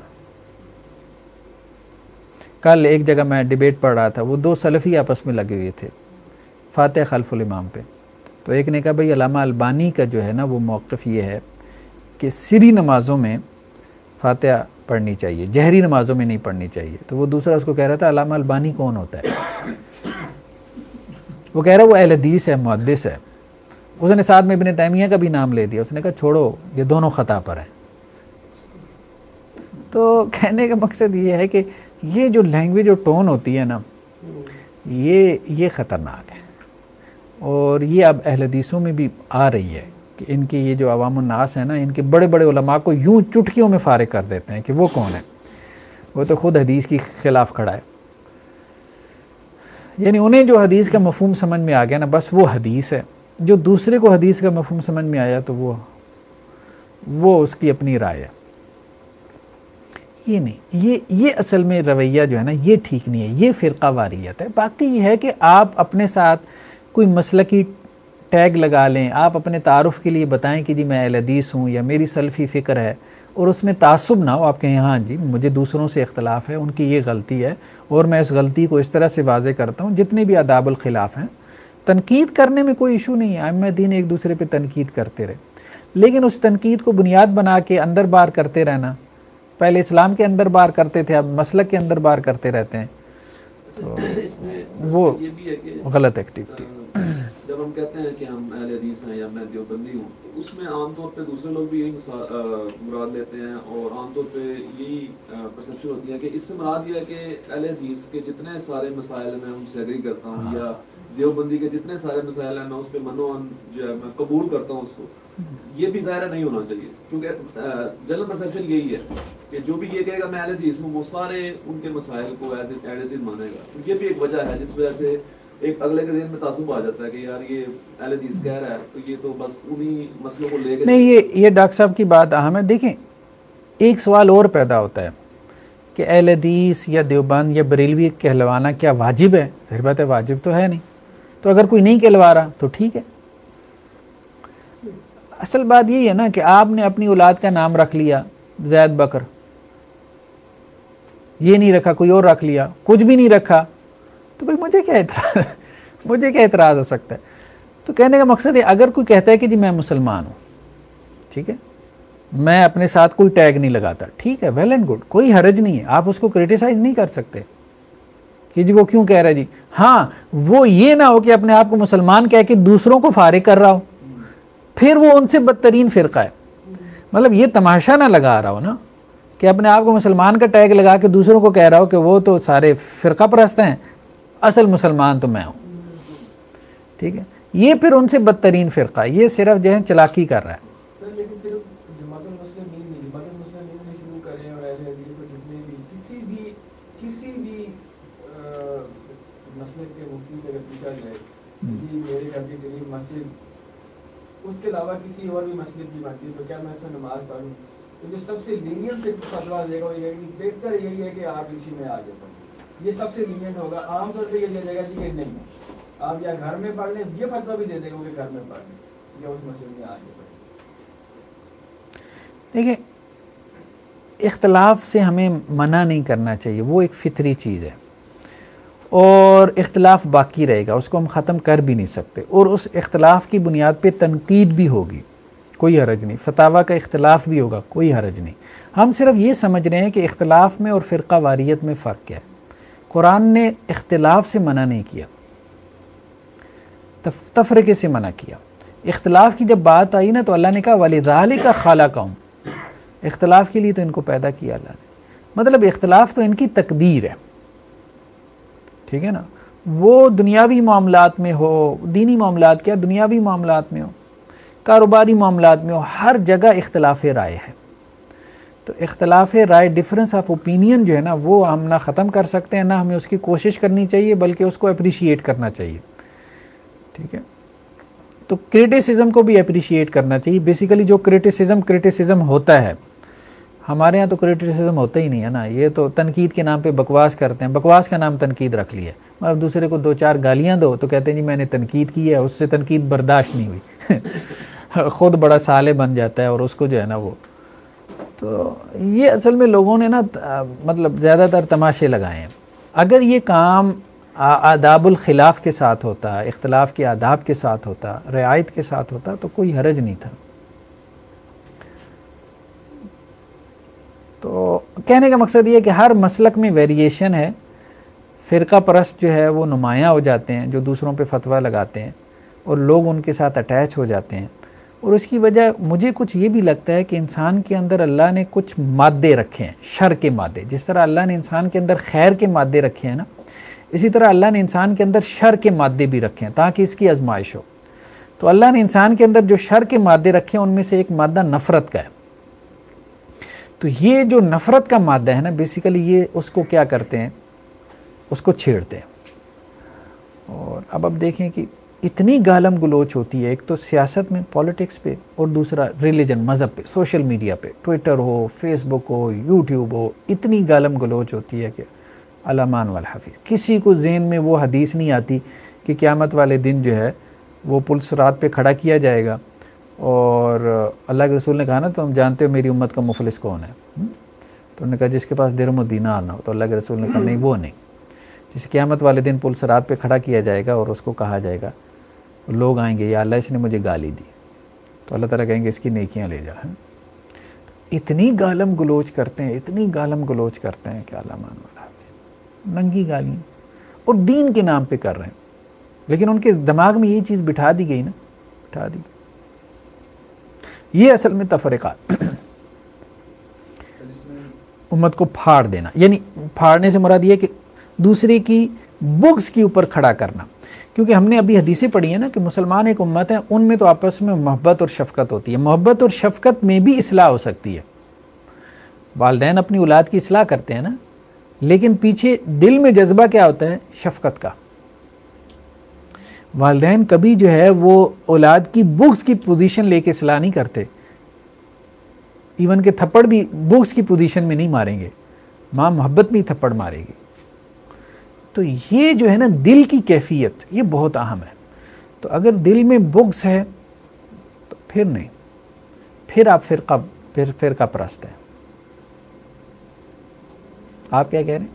سر یہ انہوں نے کہا نا کہ کوئی کسی مسلک کو نہیں کرا کہ میں مسلمان، تو اس میں تو یعنی اس کو پوزیشن تو پھر بھی کوئی لے گا نا، مطلب اس نے کسی طرح کے عقائد اپنانی ہے جو اسلام کے اندر ایسے ہی کس طرح کی فقہ اپنانی ہے، ایسے ہی تو وہ پوزیشن نہیں لے رہا تو پھر جیسے یہ تو جدید سے وہ بھی بن جائے گا نا کہ آپ اپنے آپ کو فری رکھ رہے ہیں، آپ اصلاً اپنے آپ کو بائنڈ نہیں کرنا چاہتے، باؤنڈ نہیں کرنا چاہتے. تو اس سے تو فرق کریں گے اس کو کہ مطلب وہ خود کوئی پوزیشن تو لے رہا ہے لیکن بس وہ لے رہا ہوتا ہے، بس وہ اس وجہ سے کہ جی سب نے جو ہے وہ ٹیگ لگا لیے دیوبندی بریلوی اہل حدیث، تو میں نہیں لگاتا. تو ٹھیک ہے بھائی آپ نہ لگائیں، لیکن جو لگا رہے ہیں ان کو بھی نہ کہیں، ان کو بھی نہ کہیں. ہاں اصل چیز کیا ہے کہ اگر وہ فرقہ واریت پیدا کر رہے ہیں اس ٹیگنگ سے تو پھر ٹھیک ہے، آپ اس کو کریٹیسائز کریں. اور آپ اگر ٹیگ لگائے بغیر فرقہ واریت پیدا کر رہے ہیں تو آپ سب سے بڑا فرقہ پرست ہیں، آپ پہ پہلے تنقید ہونی چاہیے. تو فرقہ واریت بیسیکلی ایک ایٹیچیوڈ ہے، یہ نام نہیں ہے. ناموں میں کون سی فرقہ واریت ہے؟ یہ تو صرف نام نہیں ہے نا. جیسے مرزا دہلوی نے اپنی طرف سے بڑا صحیح دعویٰ کیا تھا کہ کوئی ایک مسلک کا دوسرے مسلک کو نہیں کہتا کہ وہ جنت میں جائے گا. وہ لگا بات ہے کہ پھر علامہ حسام علی ظہیر صاحب نے وہ ہمت کر کے کہہ دیا کہ جی بالکل بریلوی بھی جائیں گے، دیوبندی بھی جائیں گے. لیکن اس کا دعویٰ بالکل ٹھیک تھا کہ نہیں کوئی بھی کہتا، وہ کہتے بس صرف اہل حدیث کہیں گے کہ ہم جائیں گے باقی نہیں جائیں گے، بریلوی کہیں گے کہ ہم جائیں گے باقی سارے کافر. یہ ہم کہہ رہے ہیں ڈاکٹر صاحب کے مسائل ہیں. ہم نے یہی بات کہی ہے نا کہ اپنے مسلک میں اصلاح کی پوزیشن لیں. صرف نام نہیں ہے. تو اپنے مسلک میں آپ اصلاح کی پوزیشن لیں. صرف مسلک کے فالوور بن جائیں گے نا تو آپ بائسڈ ہو جائیں گے، تعصب پیدا کریں گے. اپنے مسلک میں رہتے، آپ بریلوی ہیں، بریلوی مسلک میں رہتے ہوئے اصلاح کریں، بریلوی مسلک کی اصلاح کریں. بہت سے علماء نے بریلوی مسلک کی اصلاح کی ہے. اور دیوبند ہیں تو دیوبند میں رہتی ہوئی اپنے مسلک کی اصلاح کریں. اہل حدیث ہیں تو اہل حدیث میں رہتی ہوئی اپنے مسلک کی اصلاح کریں. ہر مسلک میں کچھ مسائل ہیں، واضح ہیں، کلیئر ہیں. شروع میں ہوتا ہے فرقہ پرست ایسے لوگوں کو پسند نہیں کرتے جو مصلحین ہوتے ہیں، وہ ان کو سب سے پہلے مسلک سے نکالتے ہیں. وہ کہتے ہیں اے ساڑھے مسلک دا ہی نہیں ہے، اے منج تو ہٹ گیا ہے. ٹھیک ہے، وہ فرقہ پرست جو ہے نا وہ یہی کام کرتے ہیں. لیکن ظاہری بات ہے کہ آپ نے ان فرقہ پرستوں پہ غالب آنا ہے، اپنی جماعت اپنا مسلک ان کے حوالے نہیں کرنا، تبھی خیر کا کام ہوگا. سر یہ سب بھی تو نہیں کہتے، مطلب ایک امیج ہمارے سامنے آتا ہے نا کہ ہر مسلک جو ہے وہ ایک فرقہ پھیلا رہا ہے، لیکن وہ ایک گروہ ہوتا ہے، ان کا ایک گروہ ہوتا ہے. بالکل صحیح کہہ رہے ہیں. مطلب جو واضح نہیں ہو رہے بہت، ان کی تعداد شاید زیادہ ہی ہوتی ہے جو سامنے نہیں آ رہے اور وہ فرقہ واریت نہیں بھی پھیلا رہے. کچھ ہوتے ہیں جو ظاہر بھی ہو جاتے ہیں اور لگتا ہے کہ نہیں. اس کی وجہ کیا ہے جو میں نے اس پہ غور کیا ہے، دیکھیں حضرت عثمان رضی اللہ عنہ کی جو شہادت ہوئی ہے نا، اگر آپ اس قصے پہ غور کریں نا تو بڑی باتیں کھلتی ہیں. جو گروہ آیا تھا نا حضرت عثمان رضی اللہ عنہ کو جس نے شہید کیا، جو باغی گروہ تھا، تو اس میں لوگ تھوڑے تھے. وہ لوگ تھوڑے تھے. شر پسند عناصر ہمیشہ تھوڑے ہوتے ہیں لیکن ایکٹیو زیادہ ہوتے ہیں. دوسری طرف کبار صحابہ تھے، وہ ایکٹیو نہیں تھے. تو یہ بات آپ کی ٹھیک ہے کہ فرقہ پرست جو ہے نا وہ ہوتے کم ہیں لیکن ایکٹیو زیادہ ہوتے ہیں. تو وہ ایسے لگتا ہے جیسے بس یہی ہے. سوشل میڈیا پہ کتنے ہوں گے, 200-250 ہوں گے, ٹھیک ہے, وہی آ کے ادھر ادھر کمنٹ کر رہے ہیں. دوسرے جو علماء ہیں نا, جو فرقہ واریت نہیں پھیلاتے, وہ اصل میں مدرسوں میں بیٹھے ہیں یا اپنی خانقاہوں میں ہیں اور اپنا کام کر رہے ہیں. وہ بڑے تعداد میں زیادہ بھی ہوں گے نا, لیکن چونکہ ایکٹیو نہیں ہے, معاشرے میں نمایاں نہیں ہے, تو ان کی پریزنس جیسے ہے ہی نہیں. تو اس لیے ایسے ہی لگتا ہے جیسے علماء ہوتی فرقہ پرست ہیں. تو اس لیے میرے خیال میں ان لوگوں کو ایکٹیو ہونا چاہیے, اور یہ جو مسلکوں کی ڈرائیونگ سیٹ پہ فرقہ پرست آ کے بیٹھ جاتے ہیں, ان کو ہٹانا چاہیے, اور مسلکوں کی سیٹ پہ معتدل لوگوں کو لا کے بٹھانا چاہیے. اس لیے میں کہتا ہوں کہ اپریشیٹ کرنا چاہیے. ہم کم از کم جن لوگوں کو بات سمجھ میں آ گئی نا, تو ہر مسلک میں جو معتدل لوگ ہیں ان کو اپریشیٹ. دیکھیں وہ آپ کا مسلک کا تو نہیں بنے گا نا. اب آپ کہیں ثاقب رضا مصطفی صاحب سلفی یا حدیث ہو جائے, نہیں ہوں گے نا, لیکن جو کچھ بریلویت ہے اس میں بہرحال بہت بہتر ہے, ٹھیک ہے. تو اپنے مسلک, ان کے مسلک کے لوگوں سے کہیں بھئی ان کے ساتھ جڑ جائیں. سارے بریلوی اہل حدیث ہونے سے تو رہے نا. یہ سارے اہل حدیث جو ہے وہ دیوبندی بریلوی تو نہ ہوں گے, اور نہ دیوبندی جو ہے وہ سارے رہیں گے. ایک حقیقت ہے, سب رہیں گے. تو جب رہیں گے تو اب اس مسلک میں جو معتدل علماء ان کے ساتھ ان کو جوڑتے ہیں.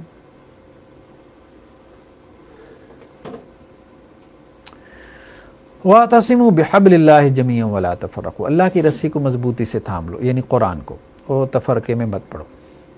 وَلَا تَكُونُوا مِنَ الْمُشْرِكِينَ مِنَ الَّذِي فَرَّقُوا دِينَهُمْ وَكَانُوا شِيَعًا, مشرکوں میں سے نہ ہو جاؤ جنہوں نے دین کو ٹکڑے ٹکڑے کر دیا اور گروہوں میں بٹ گئے. یہی کام غلام احمد پرویز نے کیا, مطلب اس نے کہا یہ سارے فرقے ہیں. اچھا وہی بات ہے نا کہ خود کتنے 150-200 لوگ ہیں اس کے ساتھ, اس سے زیادہ کچھ. تو حدیثوں کا انکار کیا, ساری حدیثیں اڑا دیں, نماز روزہ حج زکوٰۃ اڑا دیا, بھئی یہ سارے تو فرقے ہیں, یہ قرآن کی آیتیں چسپا کر کے. تو وہ قرآن کی آیتیں جب آپ نے چسپا کی تو آپ نے فتوے لگا دیے ان پہ مشرک ہونے کے, تو آپ تو خود فرقہ پرست بن گئے. مطلب یہ بات نہیں سمجھتے کہ جس کے خلاف کھڑے ہیں, ٹھیک ہے, تو وہی تلوار لے کے کھڑے ہیں جس تلوار کے اوپر اعتراض کر رہے ہیں. ان الذین فرقوا دینہم وکانوا شیعا, جن لوگوں نے دین کو ٹکڑے ٹکڑے کر لیا اور گروہوں میں بٹ گئے, لست منہم فی شیء, اے نبی صلی اللہ علیہ وسلم آپ کا ان سے کوئی تعلق نہیں.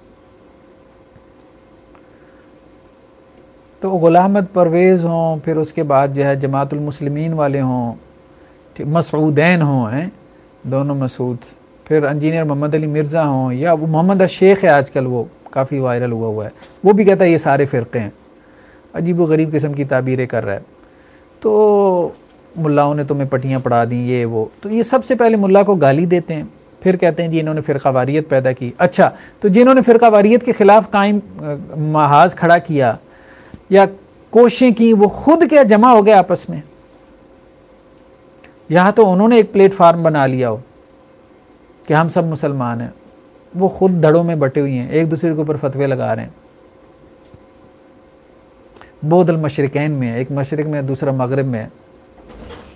تو یہ مسئلے کا حل نہیں ہے کہ ہم جو ہے نا اس طرح سے. چائے لیا ہے سیف اللہ, اچھا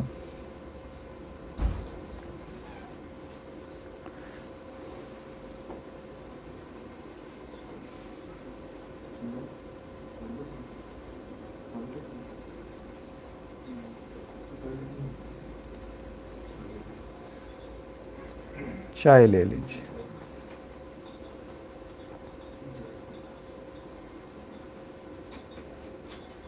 چلو ادھر رکھ دو سیف اللہ, میرے خیال میں لے لیتے ہیں لوگ. ہاں ادھر رکھ دو, چلو پکڑا دو.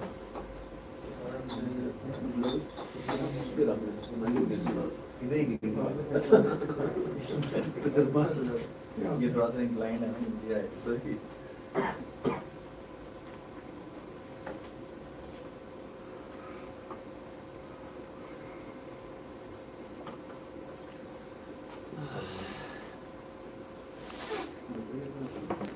سیف اللہ وہ نیچے عبداللہ سے کہنا اگر تو وہ جاگ رہے ہیں تو وہ مٹھائی لے آؤ, ہیں نیچے, اسے کہنا فریج میں پڑی ہوگی. ہاں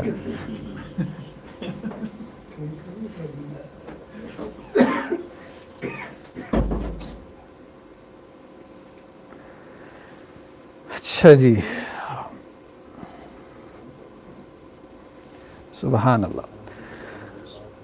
خیر الناس انفعهم للناس ہیں رسول اللہ صلی اللہ علیہ وسلم کے کیسے کیسے جو ہے وہ احادیث ہیں. لوگوں میں سے بہترین وہ ہے جس سے لوگوں کو زیادہ فائدہ پہنچے. ٹھیک ہے، یعنی جو لوگوں کے لیے مفید بن جائے. لوگ کہیں یار یہ ان اللہ یحب اغاثۃ اللہفان اشفعوا توجروا ہیں. تو داد رسی کرنا جیسے،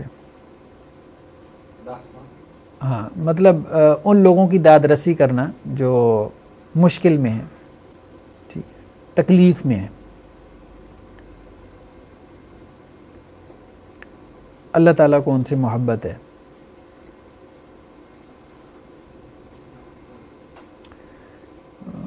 بہرحال ہر قسم کی لوگوں کو تکالیف مصیبتیں ہوتی ہیں. آپ ہاسپٹل چلے جائیں تو لوگوں کو کیسی کیسی پریشانی ہے. کسی بھی جگہ چلے جائیں، کسی بھی جگہ چلے کسی جائیں، بھی جگہ کورٹ میں چلے جائیں، آپ کہیں پہ بھی چلے جائیں، تو کسی پریشان حال کو دیکھ کے آپ سمجھتے ہیں یار میں اس کی پریشانی دور کر دوں، تو اللہ تعالیٰ کو ایسے لوگوں سے محبت ہے. تو مسلمانوں کا آپس میں تعلق یہی ہونا چاہیے.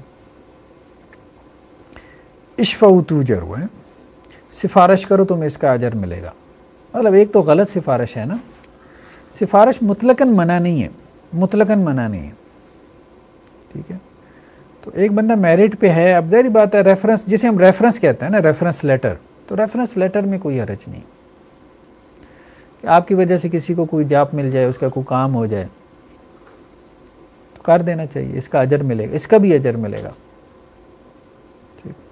کل ہی میں ایک وہ کلپ دیکھ رہا تھا جی پروفیسر ڈاکٹر مالک صاحب جو ہے نا، ڈاکٹر عبد المالک مجاہد صاحب انٹرویو کر رہے تھے. جی جی تو وہ کہنے لگے کہ میرے پاس ڈاکٹر عبد المالک مجاہد کہنے لگے کہ آج میرے پاس ابھی تک جب بھی کوئی آیا نا مدینہ یونیورسٹی میں یا ام القرا یونیورسٹی کے لیے ایڈمیشن کے لیے یا اپنا کنگ سعود یونیورسٹی کے لیے، تو میں نے تھوڑی سی تحقیق کے بعد اس کو تزکیہ دے دی. ریفرنس کی بات ہے، ماشاء اللہ. کہتے میں دے دیتا ہوں اس کو نا، صرف ایسے تھوڑا سا اگر آپ معلوم کر لیتا ہوں، اس کے بعد میں جو ہے نا اس میں ریجیڈیٹی نہیں شو کرتا، صرف یہ ضرور دیکھتا ہوں عقیدہ وائز وہ کیسا ہے اور یہ ساری چیزیں اس کو میں دے دیتا ہوں.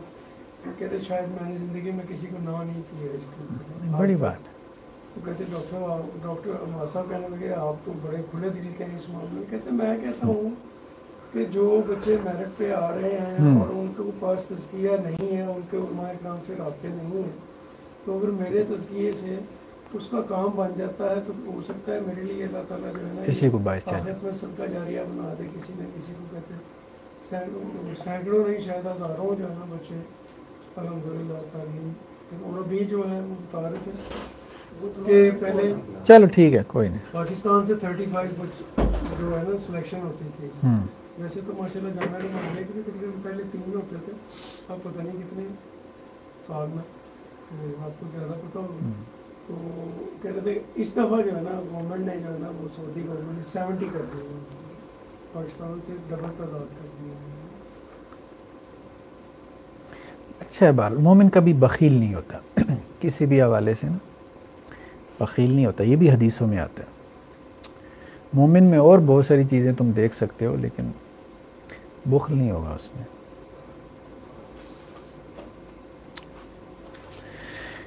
قتال البغاء، باغیوں سے قتال. وَإِن طَائِفَتَانِ مِنَ الْمُؤْمِنِينَ اقْتَتَلُوا فَأَصْلِحُوا بَيْنَهُمَا. پہلی ہدایت تو یہ ہے کہ اگر اہل ایمان کے 2 گروہوں میں آپس میں لڑائی ہو جائے تو باقی لوگ کیا کریں؟ صلح کروائیں. تو اب باغی کون ہے؟ یہاں باغی کی ڈیفینیشن آ گئی. جو آپس میں پہلی مرتبہ لڑے ہیں نا وہ باغی نہیں ہے، کیونکہ وہاں تعین ہی نہیں ہو سکتا غلطی کس کی ہے. معاملات اتنے الجھ جاتے ہیں نا، دونوں طرف میں جو لوگ کھڑے ہوتے ہیں تو وہ اپنے پرسپیکٹیو سے دیکھ رہے ہوتے ہیں. اب بات سمجھ رہے ہیں؟ تو اس لیے وہاں باغی کا اطلاق نہیں کیا. وہاں کیا کہا کہ پہلے صلح کرواؤ. اب صلح نامہ ہو گیا، فَإِن بَغَتْ إِحْدَاهُمَا عَلَى الْأُخْرَى. اب صلح نامے سے بات متعین ہو گئی ہے، ریٹن فارم میں آ گئی ہے نا. اب جو اس صلح نامے کی خلاف ورزی کرے تو یہ باغی ہے.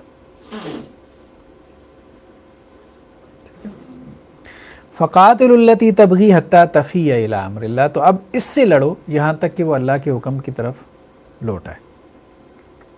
فَإِنْ فَاتَ، پس اگر وہ لوٹ آئے تو اب یہ نہیں کہ آپ اس کو کافر ہی سمجھ لو. فَأَصْلِحُوا بَيْنَهُمَا، تو پھر بھی کیا کام کرنا ہے، گردن نہیں اڑانی، پھر دوبارہ صلح کروا دو عدل کے ساتھ.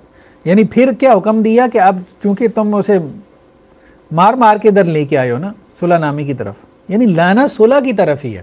جس صلح سے وہ پھر آئے اس کو مارنا مقصود نہیں ہے. پھر صلح. ہاں، فَأَصْلِحُوا بَيْنَهُمَا، پھر صلح کرواؤ بالعدل، عدل کے ساتھ. وَأَقْسِطُوا، اب چونکہ تم اس کو مار مار کے لائے ہو نا تو اب ہو سکتا ہے تم اس کے ساتھ زیادتی کرو. نہیں، اب بھی زیادتی نہیں کرنی، اب بھی انصاف کا دامن. ان اللہ یحب المقسطین، اللہ تعالیٰ. تو اصل چیز کیا ہے، صلح ہے. چائے کا ٹھنڈی ہو جائے گی.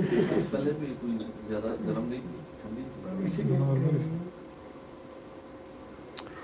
تو حضرت ابو بکر صدیق رضی اللہ عنہ نے مانعین زکوٰۃ سے قتال کیا تھا، ٹھیک ہے، جنہوں نے جو ہے وہ زکوٰۃ کو کیا کیا، اسٹیٹ کو دینے سے انکار کر دیا.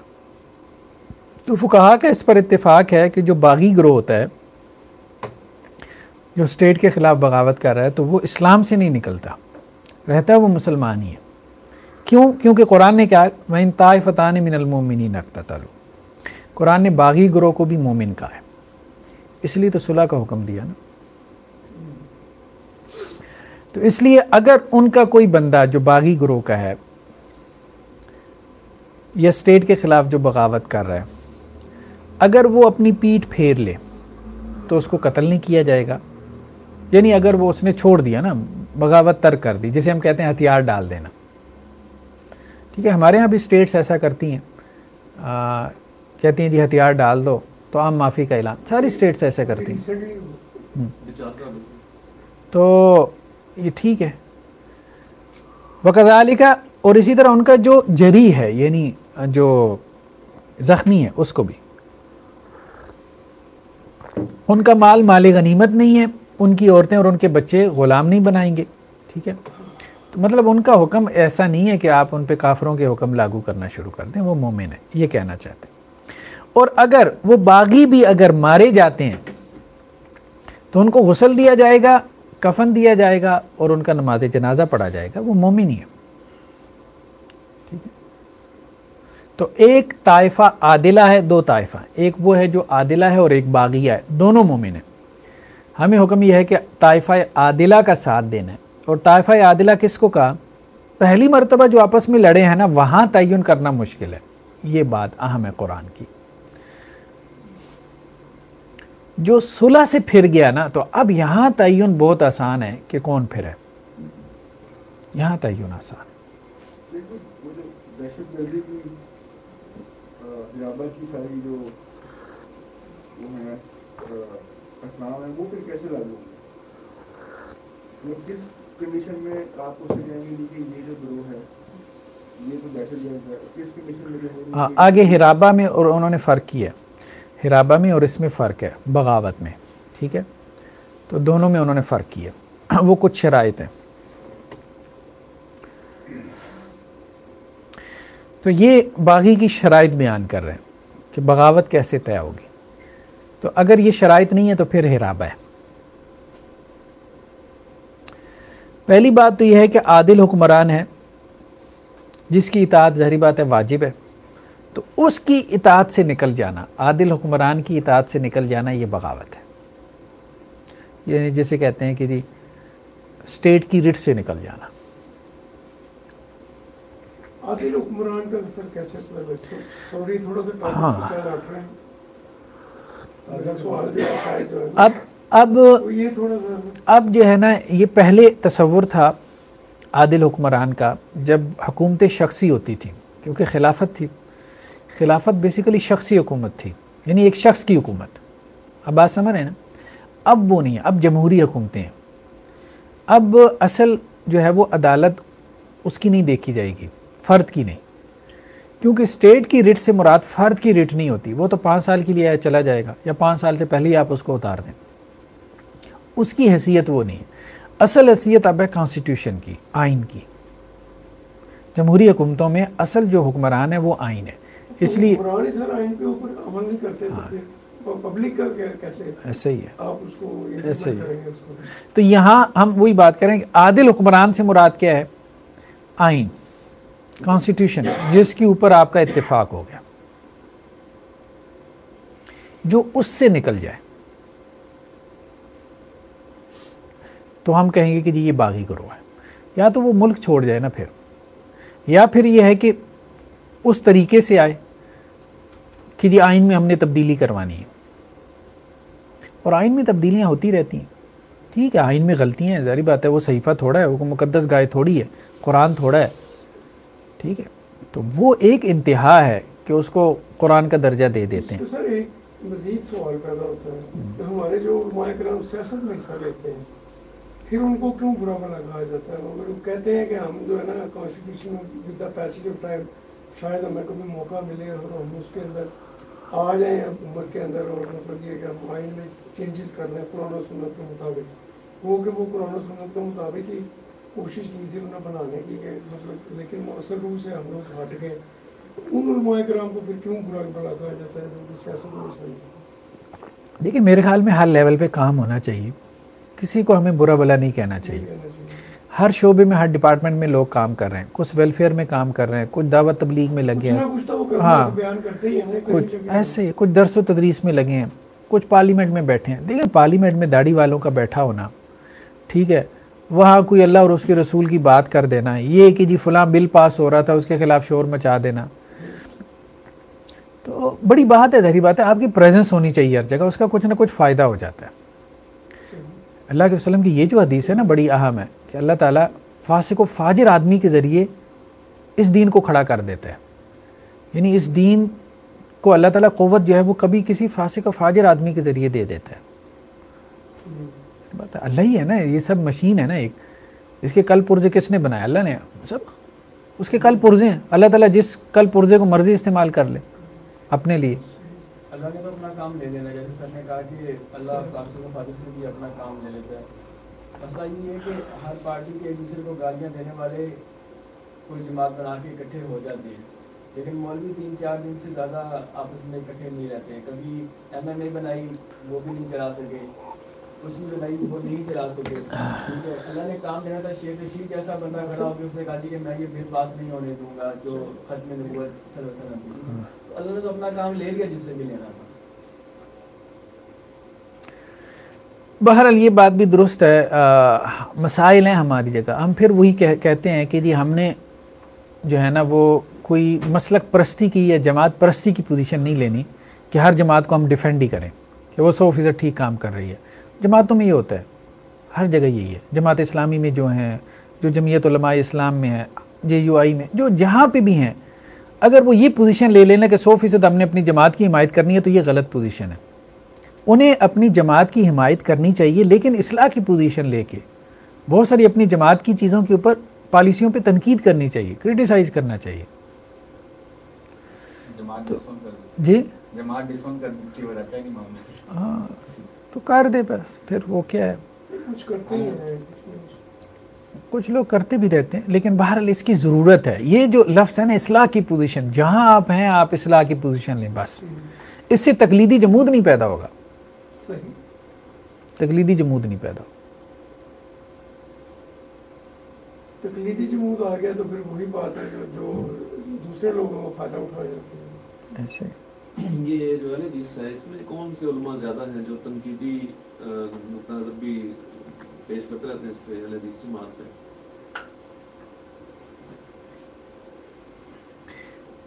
کم لوگ ہیں، کم لوگ ہیں. حافظ عبداللہ بہت صاحب تو قبول تھے. تو کرنٹ علماء میں کم ہے. یہ ہونا چاہیے، یہ لوگ زیادہ ہونے چاہیے جو اصلاحی پوزیشن لیں. اس کی وجہ یہی ہے نا کہ آپ بڑے علماء جو ہے نا بعض اوقات بات کو سمجھ رہے ہوتے ہیں کہ یہ ٹھیک نہیں ہے، ٹھیک ہے، لیکن بات وہی ہے کہ اگر وہ بات کرتے ہیں انہیں پتہ ہے کہ یہاں فرقہ پرست ہیں اور انہوں نے ہمارے خلاف محاذ کھول دینا ہے. اور عزت بچانا مشکل ہو جاتی ہے بعض اوقات علماء کو، بہت مشکل ہے تو بہت مشکل ہے. بڑے بڑے علماء نے باتیں کی ہیں. مجھے ایک دوست بتا رہے تھے، ہمارے بہت قریبی ہیں، حافظ شریف صاحب ایک بڑا نام ہے، ہاں بہت بڑا نام ہے اہل حدیث علماء میں. تو رمضان میں انہوں نے گجرانوالہ میں، اہل حدیث کی کوئی مسجد ہے، بہرحال میں نام نہیں لیتا، بڑی مسجد ہے، مرکز کہہ رہے ہیں. تو انہوں نے وہاں جا کے، مطلب جیسے رمضان میں بڑے شیوخ جا کے درس دیتے ہیں، ٹھیک ہے، تو انہوں نے درس دیا. تو اب جیسے سوال و جواب بھی لوگ کرتے ہیں بڑے شیوخ سے، تو کسی نے سوال کر لیا ہوگا کہ جی بریلویوں کے پیچھے نماز ہو جاتی ہے کہ نہیں. اچھا، ہمارے بعض علماء نے کہا ہے کہ بریلویوں کے پیچھے نماز ہو جاتی ہے. جیسے عبدالسلام بھٹوی صاحب ہیں، ٹھیک ہے، جماعت الدعویٰ کے، اور علماء نے کہا ہے کہ نماز ہو جاتی ہے. باقی وہی بات جو ڈاکٹر صاحب کہہ رہے تھے، پریفر نہ کریں، آپ صحیح العقیدہ کو اپنا امام بنائیں، لیکن اگر پڑھ لیے تو ظاہری بات ہے مسلمان ہے تو مسلمان کے پیچھے نماز ہو جاتی ہے، جس کو آپ نے مسلمان. تو انہوں نے یہی بات کہہ دی، تو ان کے خلاف پیچھے جو ہے وہ محاذ کھڑا ہو گیا. پھر انہیں دوبارہ جانا پڑا وہاں درس دینے کے لیے، ٹھیک ہے، اور انہوں نے جا کے کہا کہ ہاں بھائی پیچھے مطلب جو اس قسم کی مگوئیاں آپ لوگ کر رہے ہیں، تو جس کو کرنا ہے تو ابھی میں بیٹھا ہوں تو میرے سامنے کر لیں. تو یہ ہے مطلب یہ کسی چھوٹے بڑی کی تمیز نہیں کرتے کہ اس اہل حدیث عالم دین کی کیا خدمات ہیں، بس جو ان کے اس کے مزاج کے خلاف ہونا. تو اگر کسی نے کوئی بات کہہ دی تو وہ فوراً جو ہے وہ اپنی ساری اسلحہ نکال لیتے ہیں. تو ایسے لوگوں کو میرے خیال میں ڈسکریج کرنا چاہیے. اور میں پھر وہی بات کروں کہ اس لیے علماء جو ہیں نا، بڑے علماء جو ہیں، وہ ڈاکٹر صاحب جو کہہ رہے تھے نا، وہ کیوں نہیں تنقید کرتے، کیا انہیں نظر نہیں آتا کہ اصلاح کی بہت ساری چیزیں ہیں. بعض اوقات اس لیے اوائڈ کرتے ہیں کہ یہ جھنڈ کے جھنڈ ہے نا، تو عزت بچانا مشکل ہو جاتا ہے ان سے. صحیح بات یہی ہے. کوئی تربیت نہیں ہے ہمارے ہاں. صحیح بات ہے کہ علماء سے کیسے گفتگو کرنی ہے، ان کا کیا ادب ہے، کیا احترام ہے، ان کی کوئی بات اگر آپ کو پسند نہیں آئی، اچھی نہیں لگی، تو اس پہ تنقید نہیں کرنی. ایک محاذ کھول دیتے ہیں بس، بغیر سوچے سمجھے کون ہے کون نہیں ہے. لیکن سر یہ چیز جو ہے نا، ہم جو اپنے آپ کو اہل حدیث ہیں سرفی کرواتے ہیں نا، یہ ان کے اندر زیادہ ہے کہ وہ اپنے علماء کرام کی اتنی قدر نہیں کرتے جتنی کہ بریلوی اور یہ بات آپ کرام کرتے ہیں نا سر. وہ مطلب ہاتھوں پہ بٹھاتے ہیں، آنکھوں پہ بٹھاتے ہیں. لیکن ہمارے یہاں پہ تو ایک دم سے وہ جو ہے نا رسپیکٹ کے لیول کو ایسے نیچے لے کے آ جاتے ہیں، تو بات پہ آ جاتے ہیں کہ وہ مطلب یہ آپ یہ صحیح کہہ رہے ہیں. معاف فرمائے. مطلب جیسے آپ نے کہا، ہمیں علماء کرام کی ہر صورت میں مطلب جو سمجھتا نا، ہم سب سے زیادہ ہیں کہ ہم بالکل شیک نہیں کرتے، بس ہم تو بہت ہی نیک ہیں. اور بس پھر وہ جب رگڑنے کے بعد وہ علماء کو اپنے علماء کرام کو رگڑ دیتے ہیں. آپ کو سب کو ہی رگڑ جاتے ہیں، سب سے زیادہ نیک. صحیح بات. ایسے ہی. اور ایسے لوگوں کو آپ دیکھیں گے ان کی سوشل لائف میں بھی قطع رحمی بہت زیادہ ہوگی، قطع رحمی بہت زیادہ، اور وہ دین کے نام پہ ہوگی. یعنی جس بندے میں صلہ رحمی ہے نا، اس بندے میں عاجزی ہوگی، اس میں آپ عاجزی پاؤ. سر اس میں زیادہ کردار جو میں نے نوٹ کیا نا، وہ خطیبوں کا جو علاقے کسی میں چلے جاتے ہیں تو دوسرے مسئلہ کے علاوہ یعنی کہ محاذ کھول کے آ جاتے ہیں کہ مدرس میں اس دینا، یعنی اس کی لانے کا اس کا آپریشن کر دیا جی، بچیاں اڑا دیے. وہ پھر بعد میں جو ہوتا ہے وہ مسائل سارے دوسروں پر پڑ جاتے ہیں کہ لوگوں کے جو لوگوں نے تمام خطیبوں کو زیادہ سننا ہوتا ہے. اب جس طرح آپ حافظ شریف صاحب بتا رہے ہیں یا مسعود صاحب، میں خود اس دن مسعود صاحب کی فقہ کے اوپر سن رہا تھا، میں پریشان ہو گیا کہ اتنا زیادہ اعتدال ہے. وہ مجھے آپ سے بھی بعض لوگوں سے زیادہ اعتدال لگ رہا تھا، لیکن یعنی وہ اب ہم تک جو زیادہ مسجد میں ہاں مسعود احمد بٹ صاحب وہ جو جنازے زیادہ تھا، وہ اب जो आम खतीब है ना उनका रवैये में और बड़े उलमा में बहुत फ़र्क होता है। आम खतीब में बड़े उलमा साहब जो उनकी वो उन्होंने देखिए, हाँ इरशादुल कसरी साहब का नाम है। अच्छा, मैंने एक जगह पता नहीं कह दिया या लिख दिया, मौलाना अहमद रज़ा ख़ान साहब के साथ है ना राहिमहुल्लाह दुआया कलिमात, तो वो खैर नीचे फतवे शुरू हो गए। हालांकि इरशादुल कसरी साहब ने लिखा हुआ है अपनी किताब में राहिमहुल्लाह। देखिए बात ये, दुआ अगर आप मुसलमान समझते हैं ना तो उसको दुआ देने में कोई हरज नहीं। हाँ, जिसको आप मुसलमान नहीं समझते, वाक़तन में दिल से नहीं समझते, फिर आप उसके लिए दुआया कलिमात ना कहें। उन्होंने शाह साहब ने जो हदीस है ना 73 फ़िरक़ों वाली, उन्होंने तो उसकी तशरीह इस तरह कर दी कि वो कहते हैं कि इससे मुराद जो 73 ग्रोह है ना वो जहन्नम में जाएंगे, जो वो हमेशा के लिए नहीं जाएंगे, उसकी यही तशरीह कर रहे हैं। खैर बहरहाल हमारे यहाँ बड़े उलमा में एतदाल ज़्यादा है, लेकिन वही बात है कि मसलक की ड्राइविंग सीट पे वो लोग आके बैठ जाते हैं जो शिद्दत पसंद होते हैं, और अवाम उनको पसंद करते हैं, ज़ाहिर बात है। और दूसरी बात यह है कि अगर वो मोतदिल उलमा आगे भी आए ना तो उनके मिजाज में होती है हम्बलनेस, शराफत, वक़ार, तो वो बेचारे वो फिर ज़ाहिर बात है ये सारे तो बिल्कुल इनका तो कोई अखलाक का मेयार ही नहीं होता है, तो इनके साथ वो क्या उलझें। वही है, तो ये मसाइल हैं हमारे यहाँ, हर जगह पे ये मसाइल हैं। बस अल्लाह ताला हसानी फरमाए। इसमें एक सवाल है कि आगे हुक्मरान वाली बात है, अब अगर कोई आइन, अब हम कहते हैं ये हुक्मरान शख्सी नहीं है, अब इज्तिमाई होगा, पार्लियामेंट में होगा, या वो आइन की बात होगी, लेकिन अगर वो आइन ही मुताबिक हो कुरान से उस सूरत में फिर क्या सुधारी आ जाएगा? नहीं, हम उसको तो अब बागी नहीं कह सकते, हम यही कहेंगे कि जी उसको हम जो है फासिक कह सकते हैं। बागी तो देखें ना, जिसने बगावत की है, तो हुक्मरान जो है वो फासिक हो सकता है ना, आदिल नहीं है तो क्या है, फासिक है। जो फासिक के खिलाफ खरूज किया जा सकता है या बगावत की जा सकती है, फासिक को तो हम ज़ाहिर बात है उसके फिस्क की इस्लाह करेंगे। तो बगावत ही करेगा, तो बागी देगा ना? नहीं नहीं नहीं, लेकिन आइन में तो यही है ना जी कि कुरान और सुन्नत का मुतसादम कोई कानून नहीं होगा, उसकी रूह पे असल बात यह है कि इम्प्लीमेंटेशन नहीं हो रही। डॉक्टर इसरार साहब एक बहुत अच्छा जुमला इस्तेमाल करते थे कि हमारा आइन मुनाफकत का पलंदा है, यानी इसमें पूरा इस्लाम मौजूद है और इसमें जो है वो कुफ्र भी मौजूद है, तो बस वो कुफ्र निकालना चाहिए, और वो कुफ्र निकलेगा आइनी जद्दोजहद से। ये बात बिल्कुल ठीक है, आइन है ना तो आइनी जद्दोजहद से ही निकलेगा। आइनी जद्दोजहद जो है, आइनी जद्दोजहद से मुराद ये है कि जैसे तहरीकें अपने तौर पे देखें, बहुत कुछ हमारे यहाँ जो आया है ना आइनी जद्दोजहद के नतीजे में आया। करारदाद मकासिद है, 73 का जो आइन है, ठीक है, ख़त्म नबुव्वत के जितने ये सब आर्टिकल्स कैसे आए, आइनी जद्दोजहद से आए। तो आइनी जद्दोजहद जो है ना उसमें डॉक्टर साहब ने एक काफ़ी मतलब एक पूरा एक ड्राफ्ट तैयार किया हुआ था, निदाए खिलाफत वगैरह में वो पब्लिश भी हुआ कि ये स्टेप्स हैं और ये आर्टिकल्स हैं, इन आर्टिकल्स में ये अमेंड्स करने की ज़रूरत है, इस तरह से। अब ये है कि उस पे जमातें जो तहरीकें हैं वो मिल के उसके हवाले से कोई एफ़र्ट करें, संजीदा एफ़र्ट।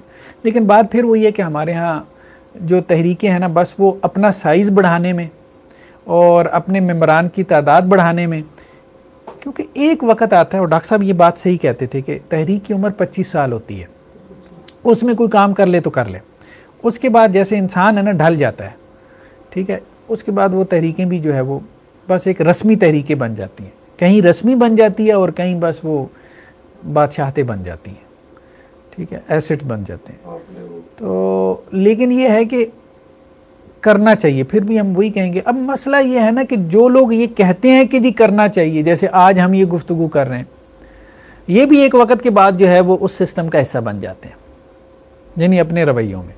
तो जितनी दीनी जमातें हैं, दीनी तहरीकें हैं, उन्हें आइनी जद्दोजहद करनी चाहिए, लेकिन उनके मसाइल कुछ और हैं। अब वही अपना साइज़ बढ़ाना, उनका असल मसला ये है, मेंबरान की तादाद बढ़ाना, वो जो उन्होंने बिल्डिंगें खड़ी कर ली हैं उनको चलाना, बस ये सारे मसाइल बन जाते हैं। फिर वो प्रायोरिटी पे आ जाते हैं, वो जो एक सेटअप उन्होंने कायम कर लिया होता है उसको चलाना, उसको रन करना, वो प्रायोरिटी पे आ जाता है, दूसरी चीज़ें जो है वो उसमें चली जाती हैं।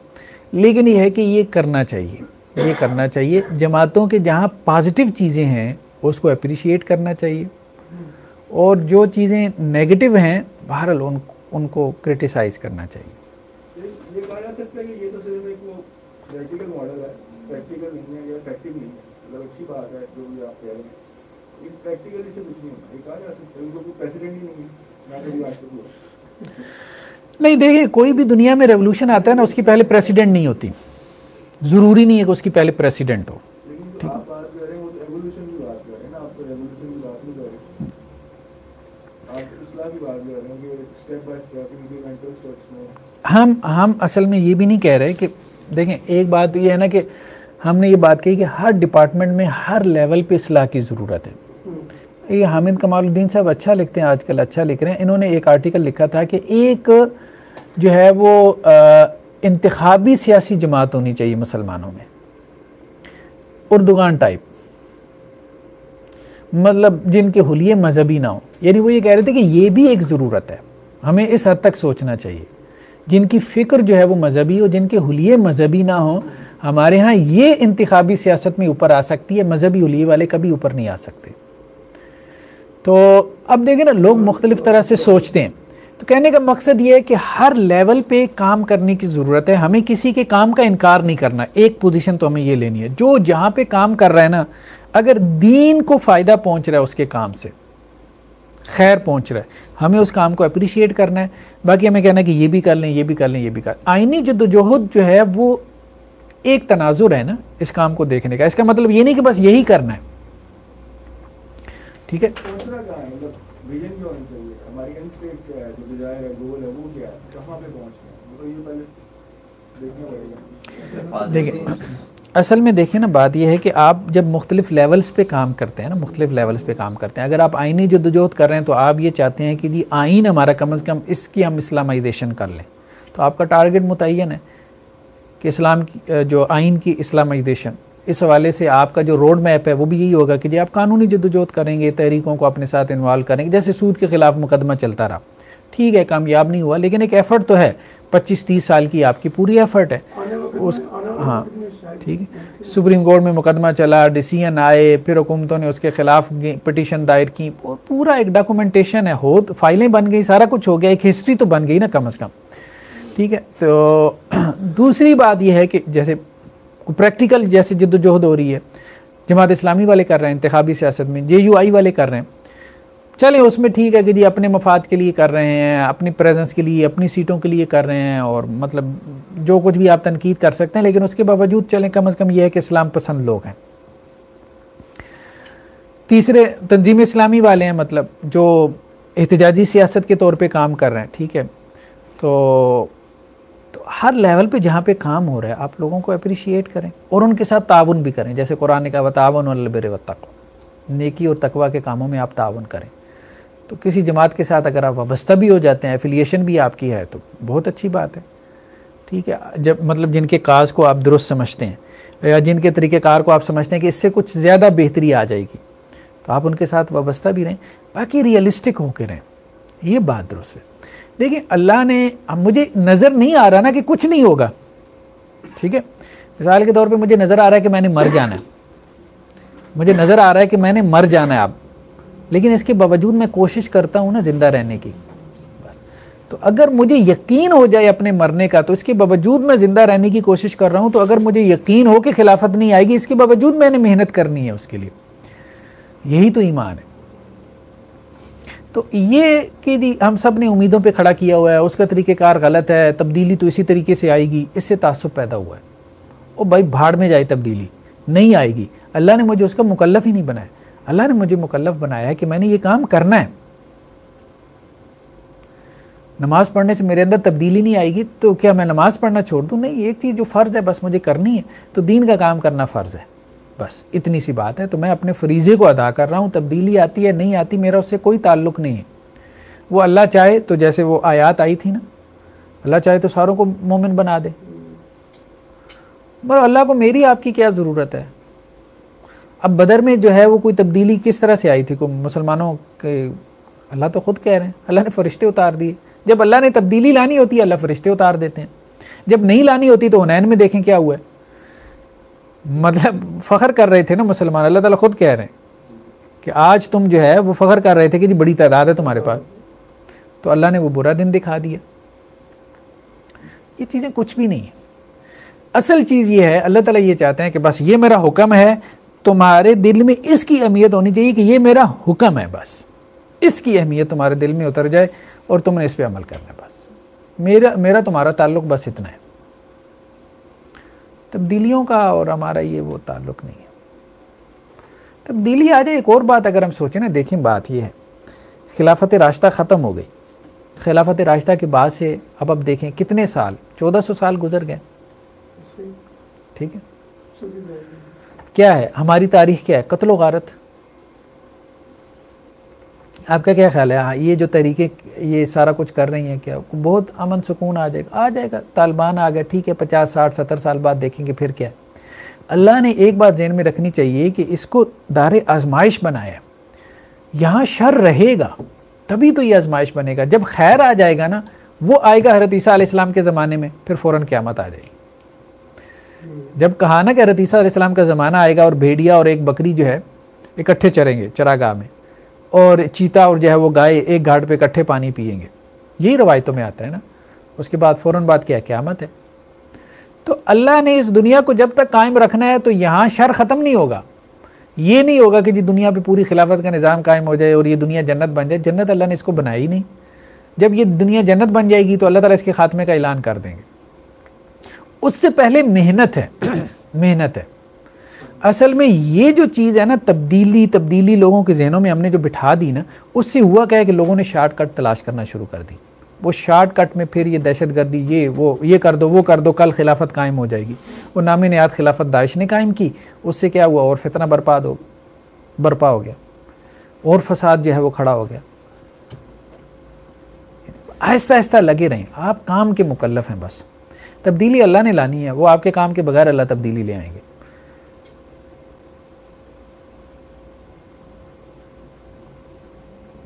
یعنی انسان نے کوشش کرتے رہنا ہے، نتائج کی ذمہ داری جو ہے نا وہ اس پہ نہیں ہے، نتائج پہ نظر بھی نہیں رکھنی، وہ اللہ کا کام ہے۔ نظر رکھنے سے مسائل پیدا ہوتے ہیں نتائج پہ، پھر آپ اپنے جو ہے نا وہ شارٹ کٹ میں چلے جاتے ہیں کہ نتیجہ جلدی حاصل کروں میں،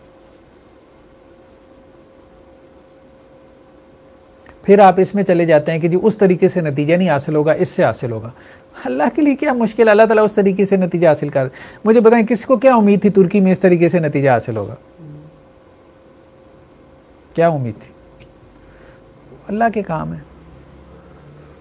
اچھا وہی طریقہ مصر میں ناکام ہو گیا، اب آپ وجوہات ڈھونڈتے رہیں، آپ کہیں کہ جی مصر میں کیوں سی آ گیا، وہاں اخوان کیوں ناکام ہوئی، اردوغان کیوں کامیاب، آپ دنیاوی وجوہات ڈھونڈتے رہیں، آپ ڈھونڈ بھی لیں کوئی فرق نہیں پڑے گا۔ تیسرے ملک میں جا کے جو ہے وہ آپ تجربہ کریں گے، ایک اور کوئی فیکٹرز اس طرح سے تھوڑے ہوتے ہیں جن کو ہم ماپ لیں اپنے چھوٹے چھوٹے پیمانوں سے۔ ان فیکٹرز میں سب سے بڑا فیکٹر تو اللہ کا گرینڈ پلان ہے، تقدیر جسے ہم کہتے ہیں، اللہ نے اس کے مطابق چلانا ہے۔ دیکھیں ہمارا عروج کا زمانہ خلافت عباسیہ کا، عروج کا زمانہ، صورتحال کیا ہوئی؟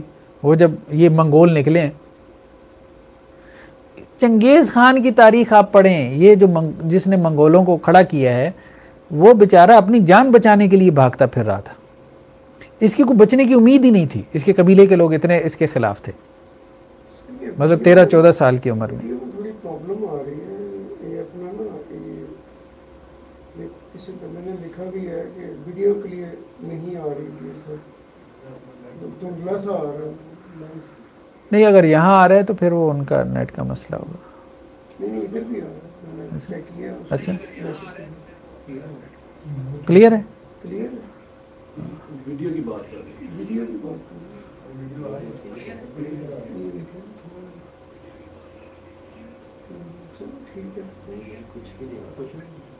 وہ لائٹ کا میرے خیال میں لائٹنگ ہماری اچھی نہیں، چونکہ موبائل سے ہم کرتے ہیں نا ویڈیو، انشاءاللہ اب ہم کیمرے سے کریں گے، کیمرے سے جب کریں گے نا تو پھر کلیئر ہے۔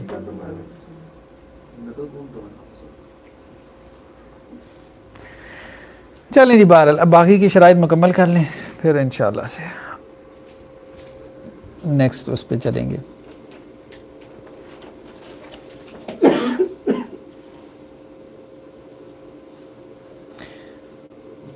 جی عادل حکمران کی اطاعت سے نکلنا، تو ہم نے کہا کہ اب جہاں جمہوری حکومتیں ہیں تو وہاں مراد یہ ہے کہ عادل کانسٹیٹیوشن، یا اسلامی آئین یہ اس کے قائم مقام ہوگا، اس سے نکلنا، یہ بغاوت کہلائے گا۔ دوسرا کیا ہے کہ قوی جماعت کی طرف سے خروج ہو۔ خروج جو ہے نا وہ ایک جماعت کی طرف سے ہوتا ہے، چند افراد کھڑے ہو گئے 5 10 12، اس کو آپ خروج نہیں کہیں گے یا اس کو آپ باغی نہیں کہیں گے، ظاہر بات ہے یہ تو ہرابہ ہی ہوگا نا۔ تو ایک مضبوط جماعت ہو، ویل آرگنائزڈ ملیٹنٹ گروپ جسے ہم کہتے ہیں۔ تیسرا کیا ہے، ان کے پاس کوئی تعویل ہو، بغاوت کی کیا ہو، کوئی تعویل ہو۔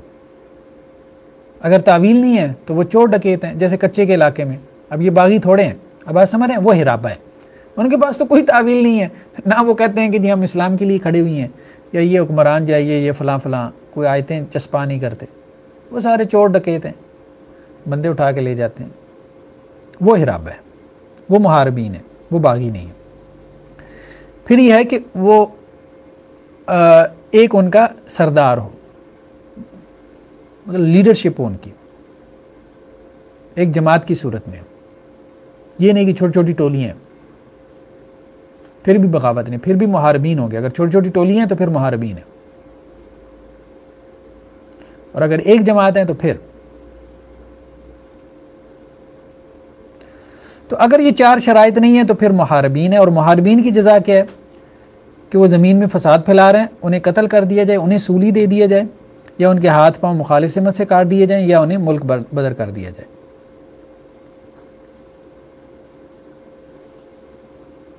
ٹھیک ہے،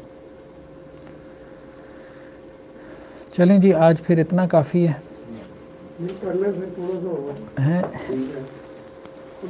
اگلا وہ نیا عنوان ہے، وہ ہمارا ہے آج اصل میں میری بیٹی کا عقیقہ ہے، تو میں ذرا انشاءاللہ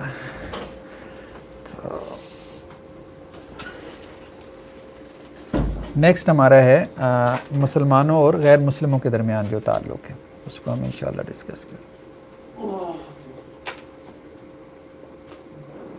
آپ کو کرتے کرتے یہ آن لائن فقہ کلاس نیچے 6:30 منٹ کا، سوری اپنا جی سید مودودی خط نظریے کے زیر اثر سے ڈاکٹر اصلاح رحمت اس کو بند کر دیں۔ ہاں اس کو بند کر دیں، اس کو بند کر دیں۔ دیکھو یہ لال مسجد کی شریعت نافذ کی تھی اپنے مجھے عمر دکھا